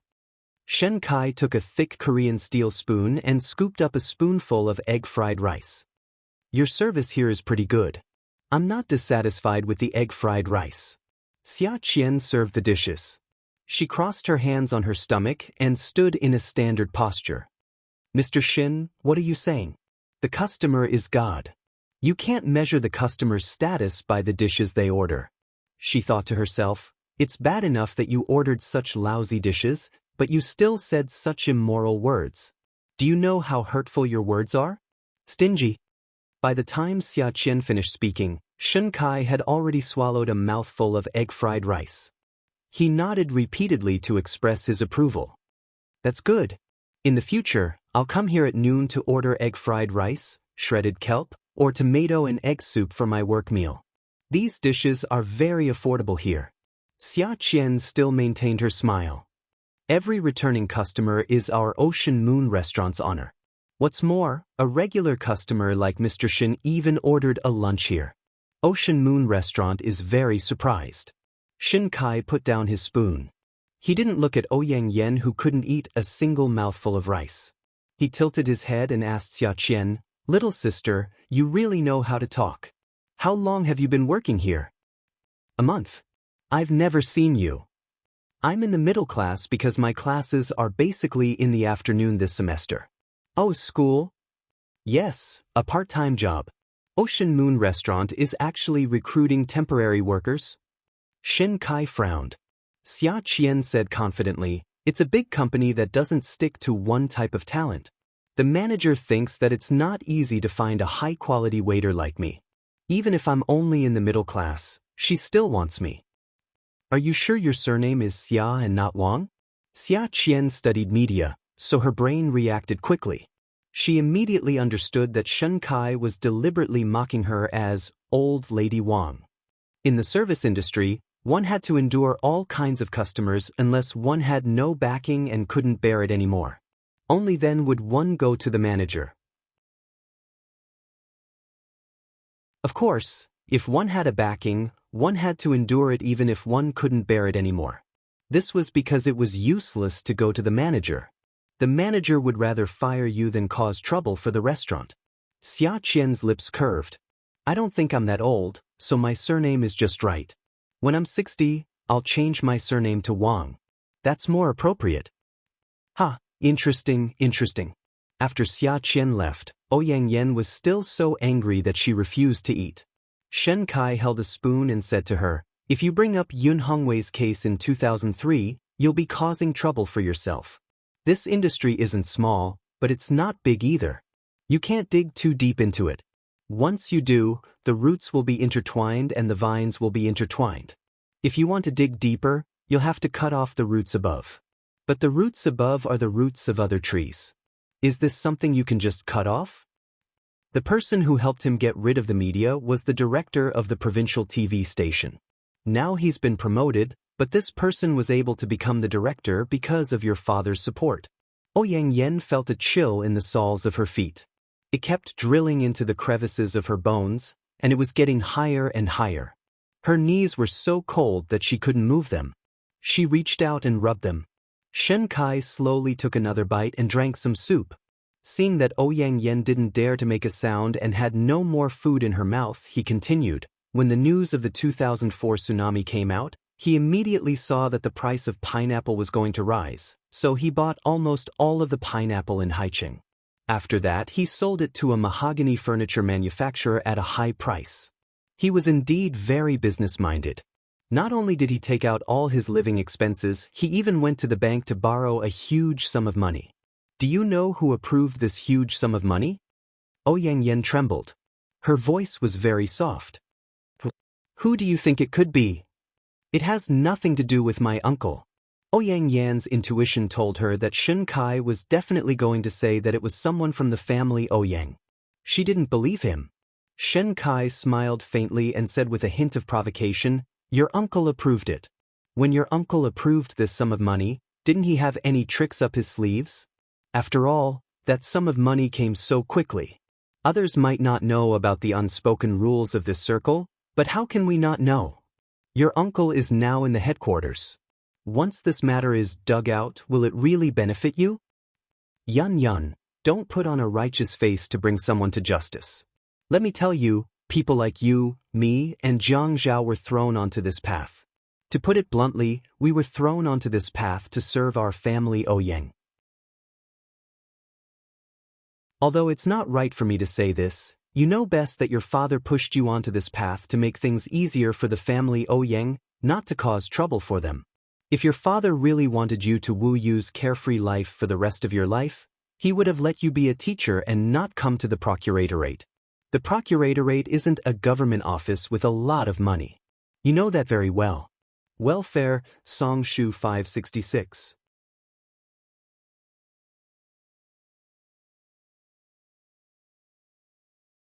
Chapter 518.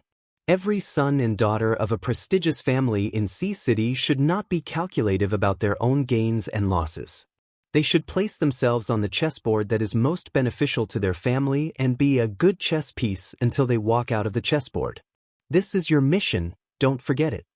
Shin Kai smiled gently. In Ouyang Yan's eyes, this man was so numb that it was scary. His words and thoughts made it impossible for anyone to have any fantasies about this man.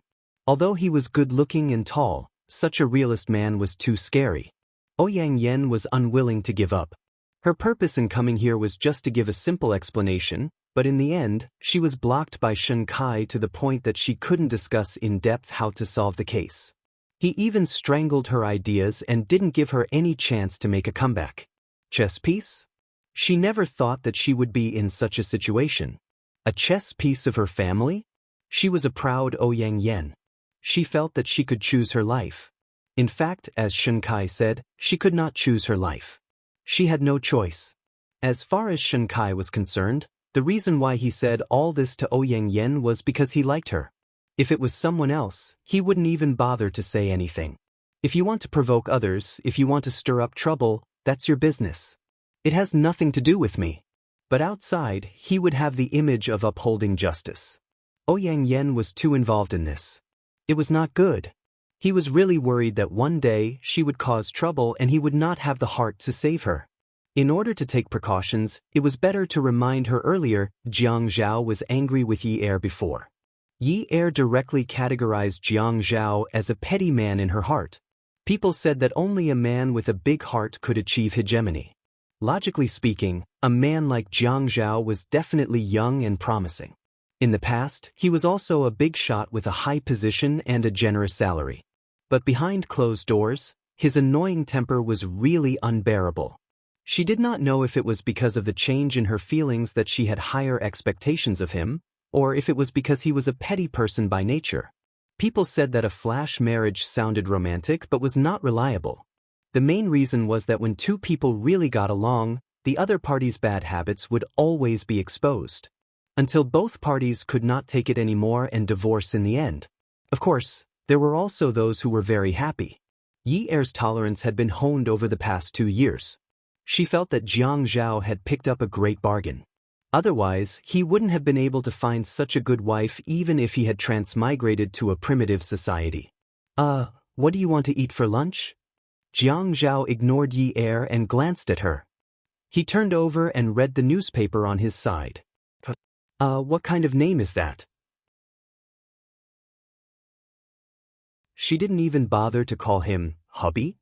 Yi Er walked around to the opposite side of the building and stood in front of Jiang Zhao. What do you want to eat for lunch? It's already past mealtime. Do you have to be like this?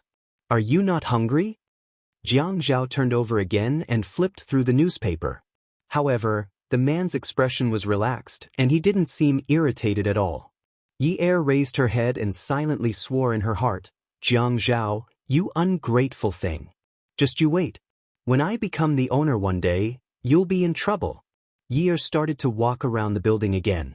When she saw Jiang Zhao flipping through the newspaper, she reached out and tore the newspaper from his hand. She pinched it in her hand. Her eyes were still burning, but there was a sly smile on her lips. When you were young, did your teacher teach you that you shouldn't read while lying down? I'm reading the newspaper. Yi Er thought to herself. This was the last time. If he didn't want to eat, then forget it. You're just going to read the newspaper and not eat, right? I'm not hungry. Give me back the newspaper. Jiang Zhao snorted. He was a patient. How could she dare to deprive him of food and drink? She had to beg him to eat. She had to beg him to eat. Yi Er's expression suddenly brightened. She bent over and gently stroked Jiang Zhao's hand with her empty hand. Her eyes curved into crescents and she looked so sweet. Jiang Zhao was so excited that the wolf claw in his heart kept scratching at the walls of his heart. You know that hard methods are useless, so you're using soft methods? Come on, wifey. I love soft methods the most. Soft words, soft lips, soft body. Just thinking about it makes my heart swell. The smile on Yi Er's face became even gentler. Jiang Zhao was about to melt.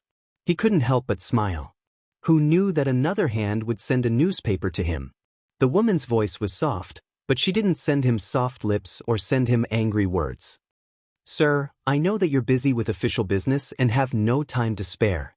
It's the country's fortune and the people's fortune to have a public servant like you. I don't know much, but I know that women don't get involved in politics. Sir, you're so busy with the country's affairs that you don't even have time to eat lunch. I thank you on behalf of the people. It's because of you that our country is strong and prosperous. I'm going to eat first. I can't fall down. I need to have enough energy to send the newspaper to my husband and effect Sir's official business. Yi Er firmly stuffed the newspaper into the gloomy hands of Jiang Zhao. She lowered her head and took 2 steps back. She folded her hands by her side, bowed, and said in a low voice, "I'll take my leave." She maintained her posture and took a few steps back with her head bowed. Then she turned around and swaggered out of the door. Yi Er didn't go to the hospital's cafeteria to get food. Instead, she drove to a Cantonese restaurant to order takeout. When she returned to the hospital, Yi Er asked the nurse to move a small table to the entrance. Then she opened the takeout one by one. The aroma filled the room. The dishes that Yi Er ordered weren't spicy. They were all Jiang Zhao's favorites.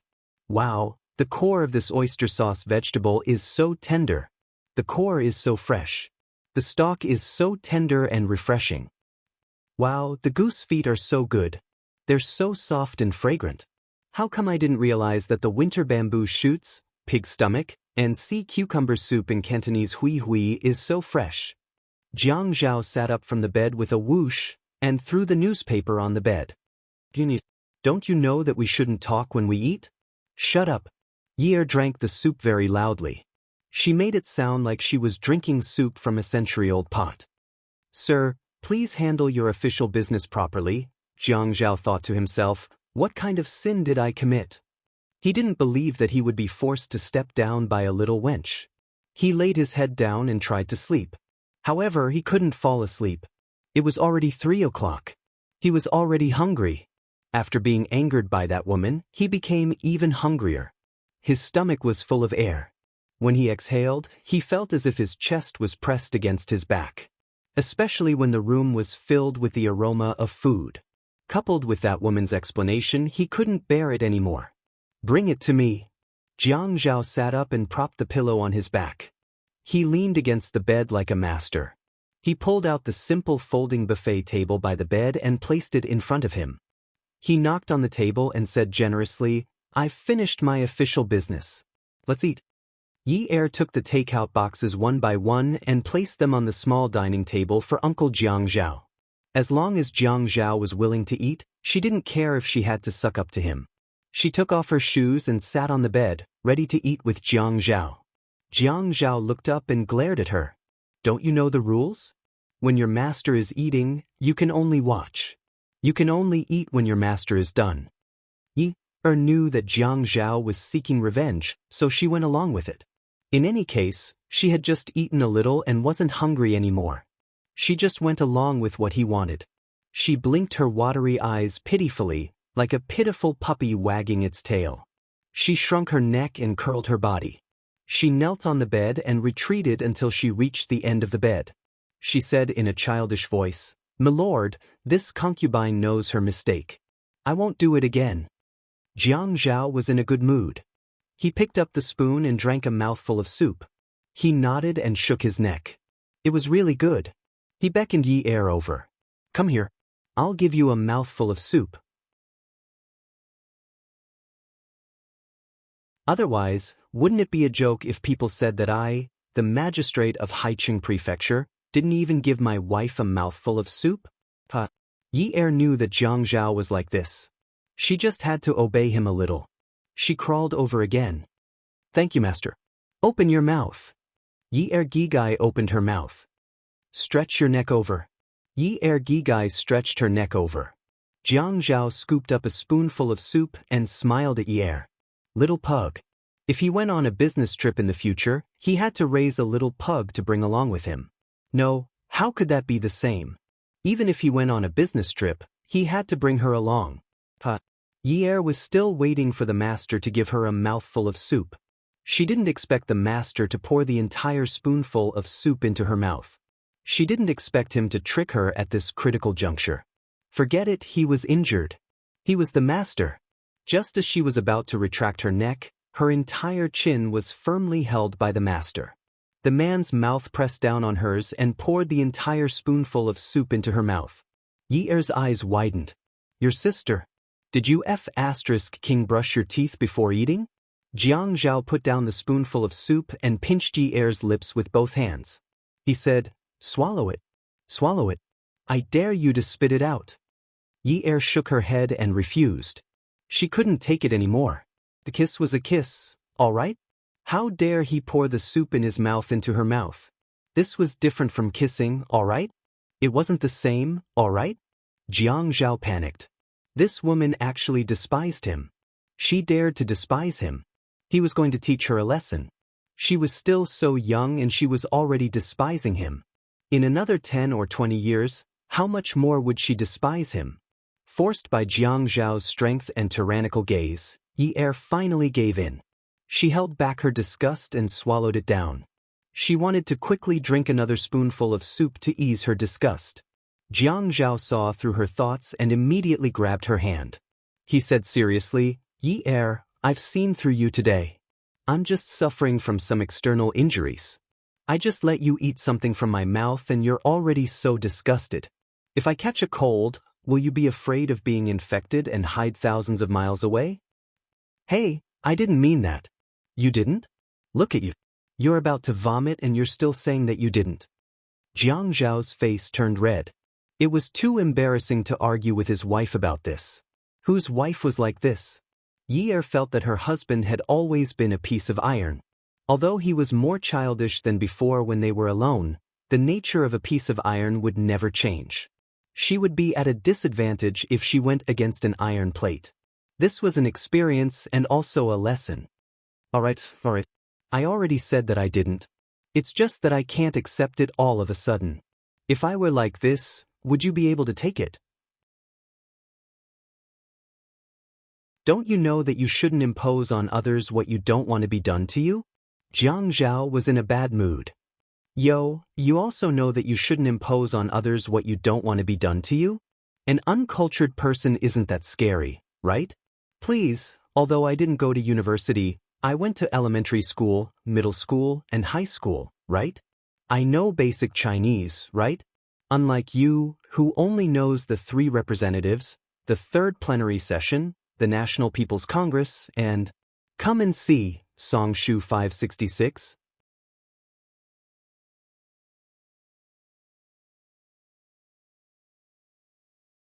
Chapter 5:19. Jiang Zhao laughed heartily. Yes, I know that. But do you know what it means? Yi Er stammered. It's okay if I don't know. I still know a little about the country's policies. What policies do you know about the country's policies? Forget it. I don't want to argue with you anymore. All right, you're the one who doesn't want to argue about this issue. Jiang Zhao held the spoon in his hand. Then let's continue talking about the issue of not doing to others what you don't want to be done to you. Jiang Zhao, are you done yet? You're a man. Why are you being so calculative? I just felt a little disgusted eating the soup in your mouth. This is a normal reaction. How do you expect me to pretend? Jiang Zhao couldn't be bothered to talk nonsense with Yi Er. He picked up the spoon and scooped up a spoonful of soup. His other hand grabbed Yi Er's chin and pinched her mouth open.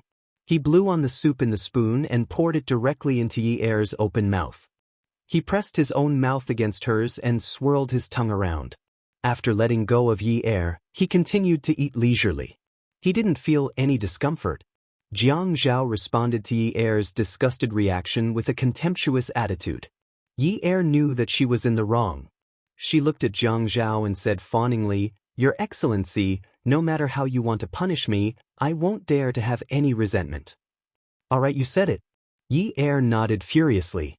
At worst, Jiang Zhao could punish her. She wasn't afraid. At worst, he could do it a few more times and tire her out a little. Yes. Your Excellency has the final say. Jiang Zhao looked at the sea cucumber, pork tripe, and vegetable cores in the soup. He then looked at Yi-er and slowly smiled. His smile grew wider and wider and his laughter became more and more unbridled. Ha! Yi-er looked at Jiang Zhao's laughter and felt her hair stand on end.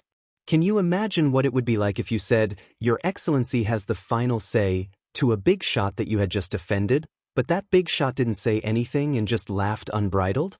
What would you think? The most direct thought would be that he wanted to kill you. Hey, Jiang Zhao. Jiang Zhao laughed until he was out of breath. What are you laughing at?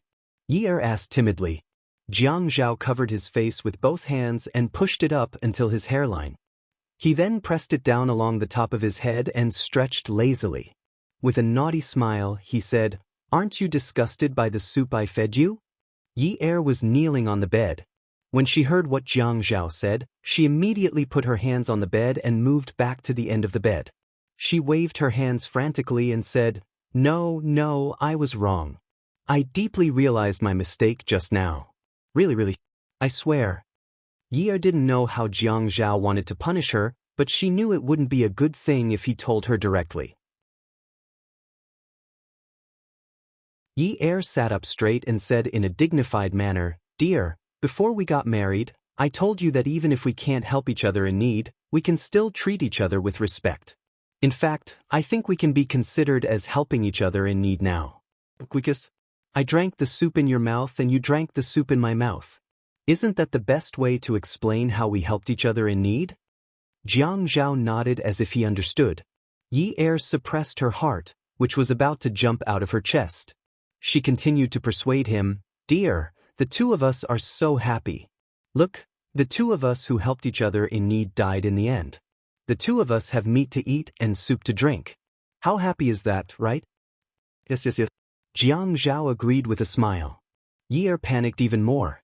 What was he trying to do? Jiang Zhao said, "The first time we helped each other in need, we didn't do it well enough. Since you already understand the meaning of helping each other in need, then let's show you a deeper level of helping each other in need.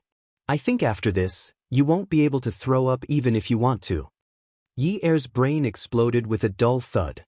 She couldn't throw up even if she wanted to. What was this? Jiang Zhao picked up his chopsticks and pointed at the dishes on the table. "Let's eat a nutritious combination of meat and vegetables. I'll pick up the sea cucumber, pig stomach, and diced bamboo shoots and stuff them into my mouth.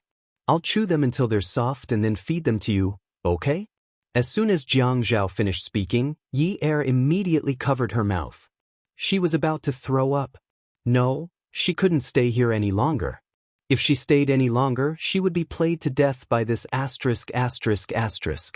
When Jiang Zhao saw that Yi-er was about to run away, he immediately jumped off the bed and caught her just as Yi-er jumped off the bed. Yi-er was pressed against the wall.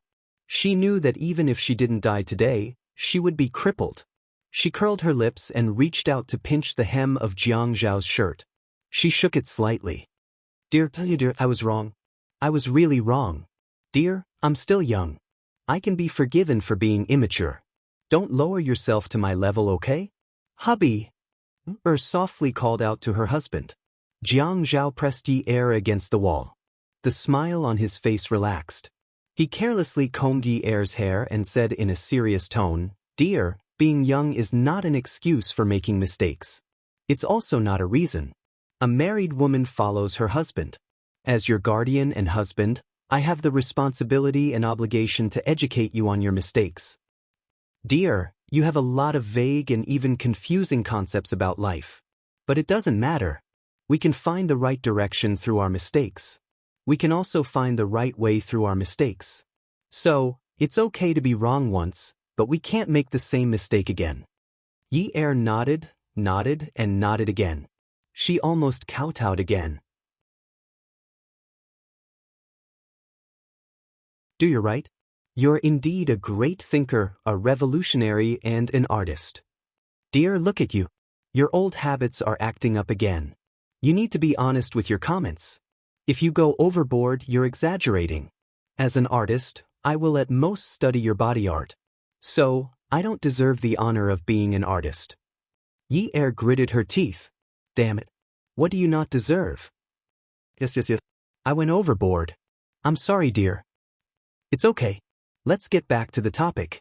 We were talking about the problem you made today. In order to deepen our relationship, we need to help each other today. For our future husband and wife life to be more harmonious, both of us need to work harder. Jiang Zhao looked at Yi Er, who was about to cry. He clenched his fist at her and said gently, "Dear, you can do it." Yi Er was really about to cry. She felt that she had never been so disgusted when she didn't have any teeth. When she was young, her father must have bought her baby rice paste to eat. It must have been.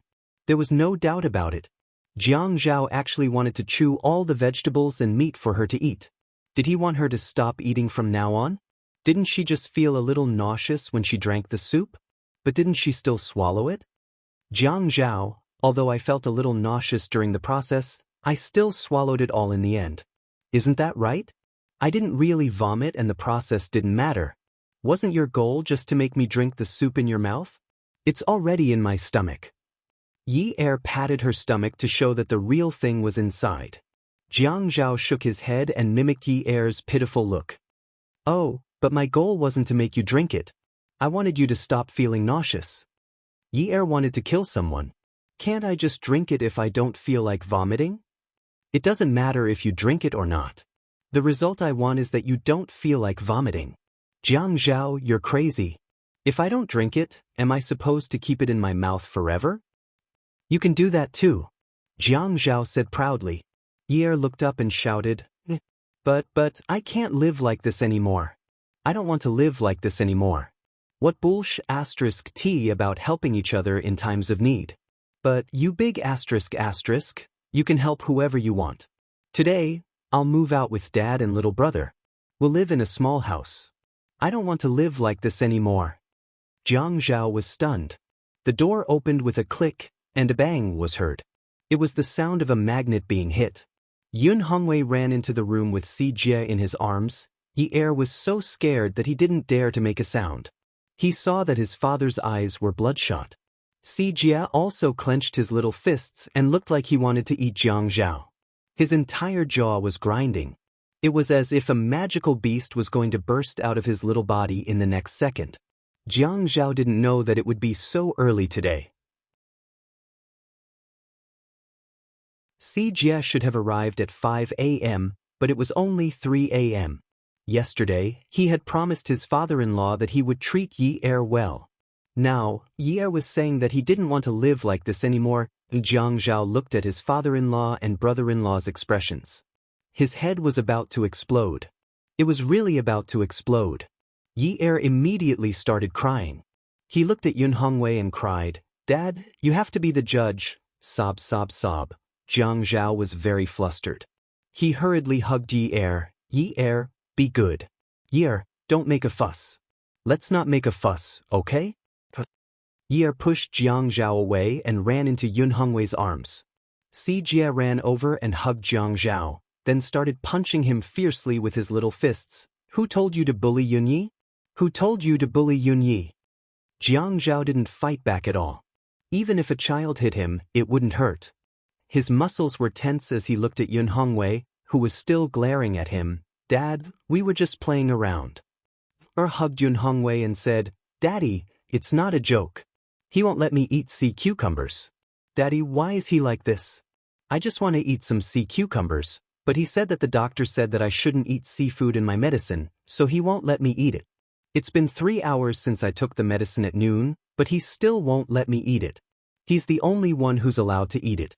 Daddy, you can't bully me like this.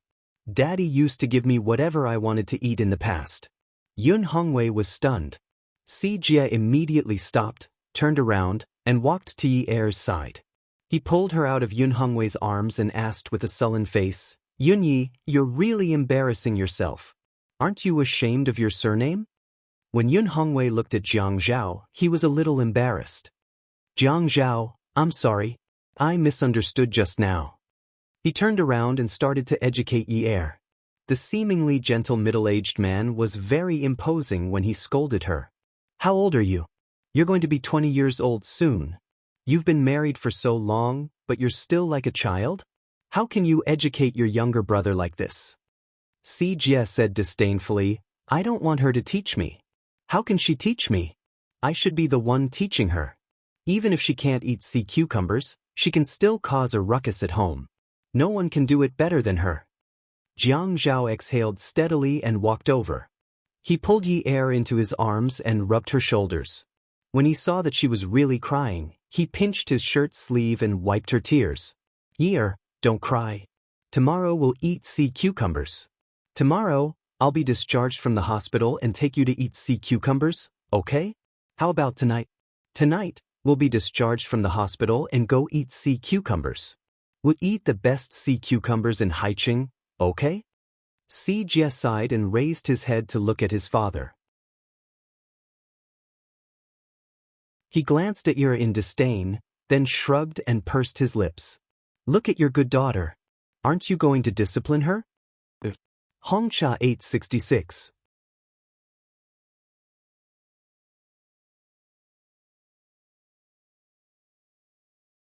Chapter 520.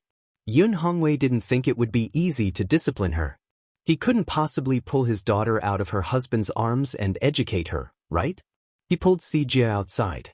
Si Jie, I want to talk to you about what your form teacher said today. What did she mean by saying mean things to a female classmate? No way. She insisted that she liked me. I'm still young and can't fall in love. A man has to focus on his career. Oh, you can't say mean things to her. A man has to be manly. You are a gentleman. I'm starting to be a gentleman, but she keeps pestering me. If I don't be rude, she will think that I'm rejecting her. When he heard the sound of the door closing and the conversation between the adult and the child getting further and further away, Jiang Zhao carried Yi Er up and sat beside the bed. Hugging the woman in his arms, he said, Honey, thank you for not letting Daddy scold me. I'm just afraid that Dad will be sad. Yi Er was really afraid that her father would think that she was always bullied by Jiang Zhao. She knew that she had been the apple of her father's eye since she was young. If someone bullied Si Jie, she would be furious. She could completely understand her father's and Si Jie's reactions just now. Fortunately, she was one step ahead. Otherwise, who knew what her father would have picked up to hit Jiang Zhao? Yes, it's my fault. Let's go eat sea cucumber tonight, okay? I'm just saying. You don't like it? It's just so. Then what do you want to eat? Stay in the hospital obediently. We'll take another X-ray tomorrow. When you're fully recovered, we'll go out and find a place to eat. Otherwise, if you eat fast food here every day, I won't go to Hai Yu Hui to buy takeout for you at night. I'll eat fast food. Yi Er saw that Jiang Zhao was so obedient. It was rare for her to see him like this. She quickly asked something she was very concerned about. Then do you still want to eat those chewy things of yours? I'm just joking. Honey, don't take it seriously. Jiang Zhao placed his chin on Yi Er's shoulder to please her. In the future, if you don't like to do something, I won't force you, okay? Next time, don't say that you don't want to live like this. Fortunately, Dad, Si Jie heard it today. If others heard it, how shocked would they be? Really? Yi Er thought about it. Jiang Zhao's brain was not damaged. Really, it's definitely not cooked. At this moment, the two were indescribable. Yi was tired of being in Jiang Zhao's arms. Jiang Zhao hugged Yi was also unwilling to let go. And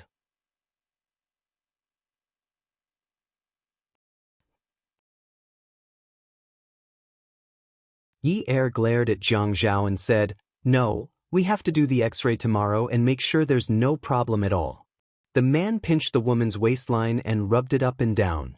Then you'll sleep with me tonight. Yi Er shook his head and looked at the man who looked like he was about to be set on fire. Jiang Zhao, do you think this is a 2-meter bed? Both of us have long arms and legs. It'll be too cramped if we sleep together. I'll sleep on the bed. Squeeze. Hey, isn't it too early to discuss tonight's matter? It's not early. It'll be dark in a few hours. Besides, it gets dark early these days. You know that. Can you think of something normal? I thought of the most normal thing based on this environment, Jiang Zhao said as he reached out and rubbed the woman's chest. Yi Er heard the sound of high heels clicking against the floor. He could imagine that the woman's head was slightly tilted up and her back was straight. She must have a good figure. The door opened and Qingjin entered the room with an expensive handbag. Yi hurriedly jumped down from Jiang Zhao's body. Her face was completely red as she smiled. "Mommy!" Jiang Zhao sighed. This mother was too good at ruining things. How could she be so senseless? Qingjin frowned and looked at the bruises at the corners of Jiang Zhao's mouth and cheekbones. She couldn't see how serious the injury was because of his clothes. She turned to look at Yi Er and her eyes darkened. She turned back and scolded Jiang Zhao. "You're injured and you don't even need to rest. Don't you know that it takes 100 days to recover from a serious injury?" Qingjin's words were very unhappy, but Yi Er knew that although she was scolding Jiang Zhao, she was actually saying that she was insensible. Her husband was injured, and as a wife, she was still in her husband's arms, causing him to not be able to rest. Her mother-in-law's expression was clearly condemning her. She didn't dare to offend her. "Mom, just now," Qingjin didn't look at Yi Er. She looked at Jiang Zhao a little angrily and answered Yi Er, "I know. I saw it when I came in." Jiang Zhao looked at Yi Er's timid expression and sighed. "Mom, you're really too much. You have to knock before you come in. Look at me. I knock every time I go to your place. I'm afraid that I'll see something that I shouldn't see." "Jiang Zhao, watch your words." "Watch what? I'm just hugging my wife. What do I need to watch? You can hug your husband when you're in a relationship or remarried. I promise I won't see it." Qingjin scolded, "Jiang Zhao." "Hey, mommy," Jiang Zhao replied with a smile and called out to Qingjin softly. Yi Er looked at Jiang Zhao's obsequious look. It was really rare to see such a scene in 1,000 years. She couldn't help but laugh. "Mommy? Wasn't that disgusting?" That voice sounded a little coquettish and even had a slight inflection. Qingjin coughed and said, "Yi Er, I saw my in-laws in Sijie just now. Let's have dinner together tonight. Can you go and inform them?" Yi Er said, "Eh." "Then Mom, have a seat. I'll go and look for them first." Yi Er moved a stool over and placed it next to Qingjin. She nodded politely before leaving. Yi Er knew that her mother-in-law was purposely sending her away. She felt inexplicably uneasy. When Jiang Zhao saw that Yi Er had suddenly become so obedient, he was a little unhappy. He felt that Yi Er who had claws was the real Yi Er. When Yi Er closed the door, Jiang Zhao put away the things on the table and placed them on the study table by the window. He also put away the small table and sat on the bed. He covered himself with the blanket and threw a pillow behind him. He leaned against the pillow with an "I'm a patient" attitude. After sitting properly, he picked up the newspaper and started flipping through it. "I say, Sister Zhen, don't be like this the next time you see my wife. She's just a little girl. If she scares you to death, where are you going to find a wife like her to compensate me? Be kinder and more compassionate. You have to be a good mother-in-law. You've forgotten your mother when you have a wife." When he heard that Qingjin was a little jealous, Jiang Zhao felt that this topic couldn't be too serious. The relationship between mother-in-law and daughter-in-law wasn't something that could be mediated by ordinary people. In the past, he had heard that mother-in-law and daughter-in-law were difficult to get along with. Only now did he know that this was really the case. There wasn't even any conflict, but the mother-in-law already disliked her daughter-in-law. But this was her own mother, so she couldn't blame her, right? Jiang Zhao folded the pretentious newspaper neatly and placed it on the bedside table. He leaned forward and propped his head in front of Qingjin. Who's my mother? Who's my mother? Why do I only see a beautiful big sister in my room?" Jiang Zhao laughed loudly. Qingjin poked Jiang Zhao's temple and couldn't help but laugh a little embarrassedly. "You have a glib tongue," Jiang Zhao said. "Then Sister Zhen is really lucky. Outsiders don't know what I'm like, but you know that I have a glib tongue. Can you give me some benefits?" "What benefits do you want?" Jiang Zhao leaned back in his seat and thought for a while. Then he said in a joking tone, "Our company has quite a lot of benefits, so you don't have to give them to me. Give my wife some benefits. For example, if she smiles more, she's such a cute daughter-in-law. When she looks at you, she calls you mommy, mommy, so sweetly. Before she left, she even moved a stool for you and bowed to you. Look at how you look just now, as if someone owed you tens of millions. You've made yourself look cheap, right? Qingjun sat on the stool and tucked Jiang Zhao in. She still felt uncomfortable. This was her biological son. Look at his bruised face. It made her heart ache. If she was a little sensible, I wouldn't have looked at her like that. Can't she see that you're injured? She's 1.7 meters tall. Does she think she's 1.3 meters tall? Sister Jin, I beg of you. My wife is 1.7 meters tall. 1.3 meters? Do you think you'll agree to your brother Zhao marrying a woman who's 1.3 meters tall? Don't be so unobjective just because you're happy. In any case, she saw that you were injured and still clung to you. That's not right. Jiang Zhao said weakly. It was obviously your brother Zhao who forced her to play with him. Fortunately, Yi Er's father didn't come in. Otherwise, he would have stared at me to death like you. You people only care about your own side. You don't even ask about the cause and process of the matter. He also had to complain about this matter. It was hard to please a mother-in-law, but it was also hard to please an old father-in-law. In short, they weren't biological children. This thing could only be a battle of wits and courage. There were no shortcuts. Yun Hongwei, if he dares to stare at you, I'll teach him a lesson. Qin Zhen was a gentle woman. When she said these words, it was as if her gentle character had spoken viciously. She seemed to be particularly disagreeable and a little naughty. Jiang Zhao always felt that his mother was like this. If she sat or stood in a dignified manner and then spoke slowly, that kind of appearance was truly domineering. Sister Jin, I'm begging you. Don't come looking for trouble with your brother Zhao all day long just because you have too much money. If you really think you have too much money, give some to your daughter-in-law to spend. I'll introduce you to a boyfriend. What do you want? I'll find you a tall, handsome, and young one. Young one? Aren't you afraid that you'll call him brother? Jiang Zhao said indifferently, It's okay. You're my sister Zhen. I don't mind if you find me a brother-in-law. Moreover, you look like a young lady in her early 20s. It's normal for you to find a young man to date. That's called a talented and beautiful woman, right? Look at your mouth. I'm always angered half to death by you. Before you die, you must find a boyfriend. Otherwise, it'll be too much of a loss, right? Jiang Zhao. Hey, mommy. Jiang Zhao saw that Qingjun had raised her voice and began to act cute again. Qingjun looked at Jiang Zhao acting coquettishly in front of her and frowned. She reached out to touch her son's face and slowly said in a low voice, Zhao Zhao, regarding your daughter-in-law's matter, aren't you afraid that you won't be able to get back up if you act like this? Welfare Hongcha 866.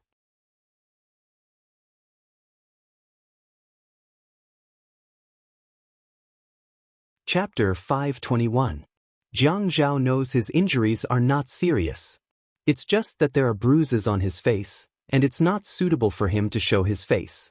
His mother must have something to discuss with him. Sister Zhen, Grandpa had agreed to support my father-in-law's case.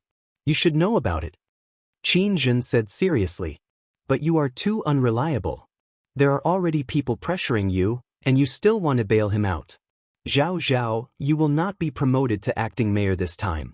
Your grandfather is also blaming you, and he is trying to suppress his anger. Jiang Zhao changed the way he addressed his mother. Yi Er's father was forced to confess, and there were bruises all over his body. Someone showed her the video of his injuries. If I don't bail him out, my wife will suffer from schizophrenia. She was not normal for 2 days. Qin Zhen waved her hand. Yes. From your point of view, you are always right. No one can say anything. I don't care how you pamper her, but you must promise me that you will not drag yourself into this mess. Jiang Zhao laughed and shook his head. Mum, I had already dragged myself into this mess. It's useless for you to blame me now. Qin Zhen was speechless and kept quiet for a while. I think Yun Hongwei doesn't know the rules. He is already out of prison, and we are in-laws. Why didn't he invite us to have a meal together? Although Qin Zhen agreed to Yi and Jiang Zhao's marriage at that time, she had always been calculative in her heart. After all, If the Yun family was involved, the Qin family was equivalent to being dragged down. Who would be happy about it? Mum, we are the men's side, and we should invite the women for a meal. Why are you blaming Yi Er's father for not following the rules? You can't say that he is in prison, and he doesn't even need to act like a father-in-law. Furthermore, he has just been released, and he needs to rest for a while. He is already out on medical parole, and a checkup is his main priority. Isn't it normal to have a meal together after he recovers? You don't have to be so upset. Mum, you are always like this and it's hard for me. Qin Zhen was actually considered a rational woman. She didn't care much about her two sons, but they were both very good. However, one of her sons suddenly got married, and it was a flash marriage. She felt as if something was missing. She was already dissatisfied with her daughter-in-law's family background, and seeing her son so protective of her, she felt even more uncomfortable in her heart. Thus, she was a little unreasonable. How am I making things difficult for you? Her family is like this. How can she be mistreated after marrying into your family? She is good at everything? Even though she saw that you were injured, she didn't let you rest. Instead, she kept playing with you. Did she really care about you? I think she's just used to being a rich young lady and doesn't care about others at all. I am doing this for your own good, and you are still criticizing me. You have really forgotten your mother now that you have a wife, right? Jiang Zhao was troubled by Qin Zhen's first-time mother-in-law behavior. He did not know how many times this kind of thing would happen in the future. He really did not feel good being a sandwich biscuit. Mum, it's not like that. If Yi Er did something wrong, I would reprimand her. She doesn't have the bad temper of a miss from a rich family. She will listen and change. She is more sensible than many girls her age. But you're inexplicably blaming her for some normal things. I don't feel comfortable with that. Jiang Zhao looked at Qin Zhen, a trace of disappointment in his eyes. Even his voice was regretful. After all, in my heart, you are a woman who knows how to deal with people.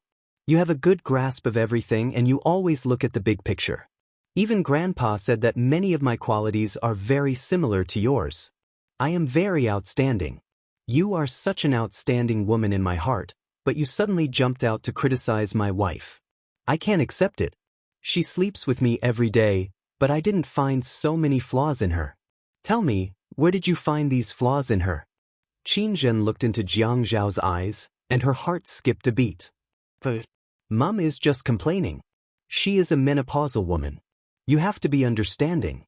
Jiang Zhao's expression changed. He smiled and said, Yes, Sister Zhen. Your brother Zhao is still young. You have to be gentle. Don't always scare him. It will be over if he gets sick. Qin Zhen let out an almost inaudible sigh. This was her son. Ever since he was a child, even his younger brother would not ask for benefits behind her back like this. Now, he was trying his best to negotiate with her for a woman. Naturally, she was also a person who knew when to stop. Sometimes her temper was inevitable.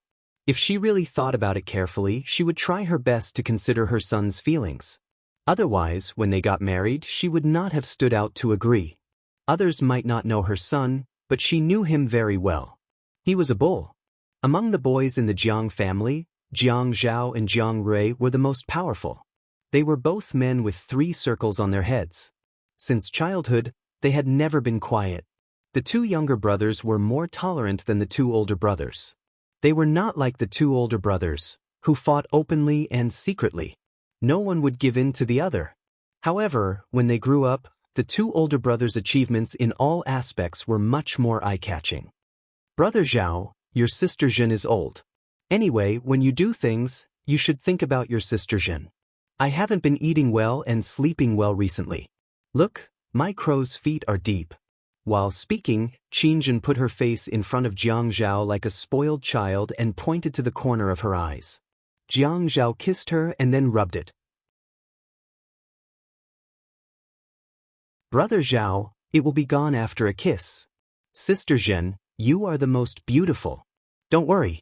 I will buy you a set of skincare products these days, so that you will stay young forever. Ha. Qin Zhen childishly rolled her eyes at Jiang Zhao. The best skincare products are to be in a good mood. Don't you know? Well, next time when we have a meal together, when I see Brother Lai Qing, I will satirize him for you. I will scold him until you are in a good mood. How about that? Jiang Zhao smiled and promised Qin Zhen. He couldn't help it. His mother's biggest hobby was to fight with her ex-husband who had been divorced for more than 10 years. Regardless of the occasion, whenever they met, she would teach his father a lesson. Every time his mother looked weak and wronged, he would stand up and intervene. He couldn't help it. As a man, he always had to give in to his mother. Otherwise, it would be difficult to deal with it. Afterwards, he would persuade his father not to be angry. As long as his mother won, she would be in a good mood for many days. He would often say to his father, "Brother Lai Qing, Sister Zhen is in a good mood recently.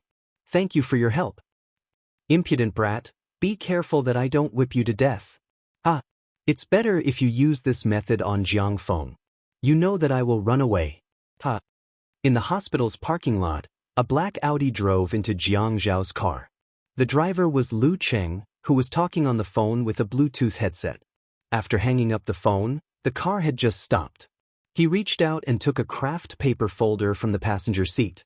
He gritted his teeth, gathered his breath, opened the door, and walked towards the inpatient department. Lu Cheng's footsteps were a little hurried. The autumn wind was slightly cold, but there was some sweat on his forehead. He raised his hand to wipe it.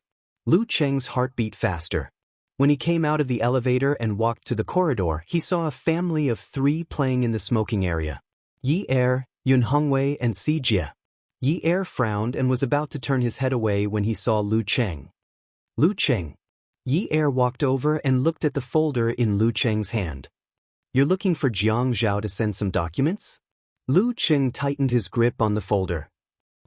Yi Er saw that Lu Cheng's expression was not right and asked, "Is it something important?" "It's not really important. It's just that I'm used to looking for him if I have any problems. I am not a competent secretary. Some of the problems are just trivial. That's why it's too difficult for me to be promoted." Lu Cheng teased himself to distract Yi Er. Since he had seen him, he should greet him. He walked over and saw Yun Hongwei. "Uncle Yun, how are you?" "Little Si Jie, you have grown taller." "Uncle Lu, can you please remove the word Shao from my name in the future?" "Hi, you're so naughty." After Lu Cheng was done with the pleasantries, he told Yi Er that he would leave after signing some documents for Jiang Zhao. Yi Er hurriedly urged him, hurry up, I've delayed you." Lu Cheng knocked on the door. Qin Zhen heard the sound and went to open the door. She saw Lu Cheng. "Lu Cheng, are you here to look for Jiang Zhao?" "Hello, Chairman Qin. I am here to look for Mayor Jiang." Come in. Lu Cheng followed Qin Zhen into the ward and saw Jiang Zhao smiling happily. It was rare to see him in such a good mood. Lu Cheng sighed in his heart. "Mayor Jiang, I am here to look for you to sign some documents." Jiang Zhao was indeed in a good mood and laughed. "Sorry for making you come all the way here. Give it to me." He saw Lu Cheng walking over and asked, "Why didn't you call me to tell me?" Lu Cheng licked his lips and looked at Qin Zhen. He then looked at Jiang Zhao and continued to lick and bite his lips. Jiang Zhao frowned. He knew that Lu Cheng's expression told him that it was not convenient for him to say it. Logically speaking, if it was an outsider with confidential information, it would be better to be careful. But this person was his mother. Did he have to be so cautious? Even if it was a government secret, he should not be so cautious of his mother. Who doesn't know his mother knows her limits? He knew this was not a small matter. Jiang Zhao said to Qin Zhen, "Mom, I need to talk to Lu Cheng. You stay here." There were outsiders around, and Jiang Zhao did not want to joke around with Qin Zhen. Qin Zhen quickly understood. She didn't want to get to the bottom of everything. Her son would tell her what she needed to know about the government building. If it was something important, he would tell her what she needed to know in the future. After all, there were outsiders around. They had to keep it a secret. "You all are busy, but take care of yourself." Qin Zhen said a few more words of concern to Lu Cheng before leaving. Lu Cheng made sure Qin Zhen's footsteps had disappeared from the corridor, and he could hear the faint ding of the elevator. He then walked to the door and locked it. Jiang Zhao felt something was wrong. Lu Cheng was indeed a careful person. But this was a private hospital, and the doctors and nurses would never enter the ward directly. Lu Cheng was being too careful. Jiang Zhao thought about it and felt the situation was serious. What's going on? Seeing Lu Cheng walk over with a serious expression, he could not help but look serious and ask in a low voice. Lu Cheng unwrapped the craft paper bag and handed it to Jiang Zhao without taking out the things inside. Jiang Zhao looked at Lu Cheng's actions and frowned. He opened the bag to see what was inside. There were a bunch of photos in the bag. He poured them out and looked at them one by one. Slowly, the roots of Jiang Zhao's teeth left a mark on his face. His thin lips condensed into a harder and thinner line. Who gave it to you? Lu Cheng said, Qin Tong gave them to me this afternoon. Qin Tong? What does he want now? Jiang Zhao's voice was a little angry. Song Shu 566. You're tuning in to the Passion Pages YouTube channel. We're so grateful for your support, and don't forget to subscribe to join us on this incredible journey through captivating stories. Your generosity through donations truly makes a world of difference, as it's the primary source of revenue that allows me to expand and enhance this channel for you. Thank you from the bottom of my heart for being a part of this adventure.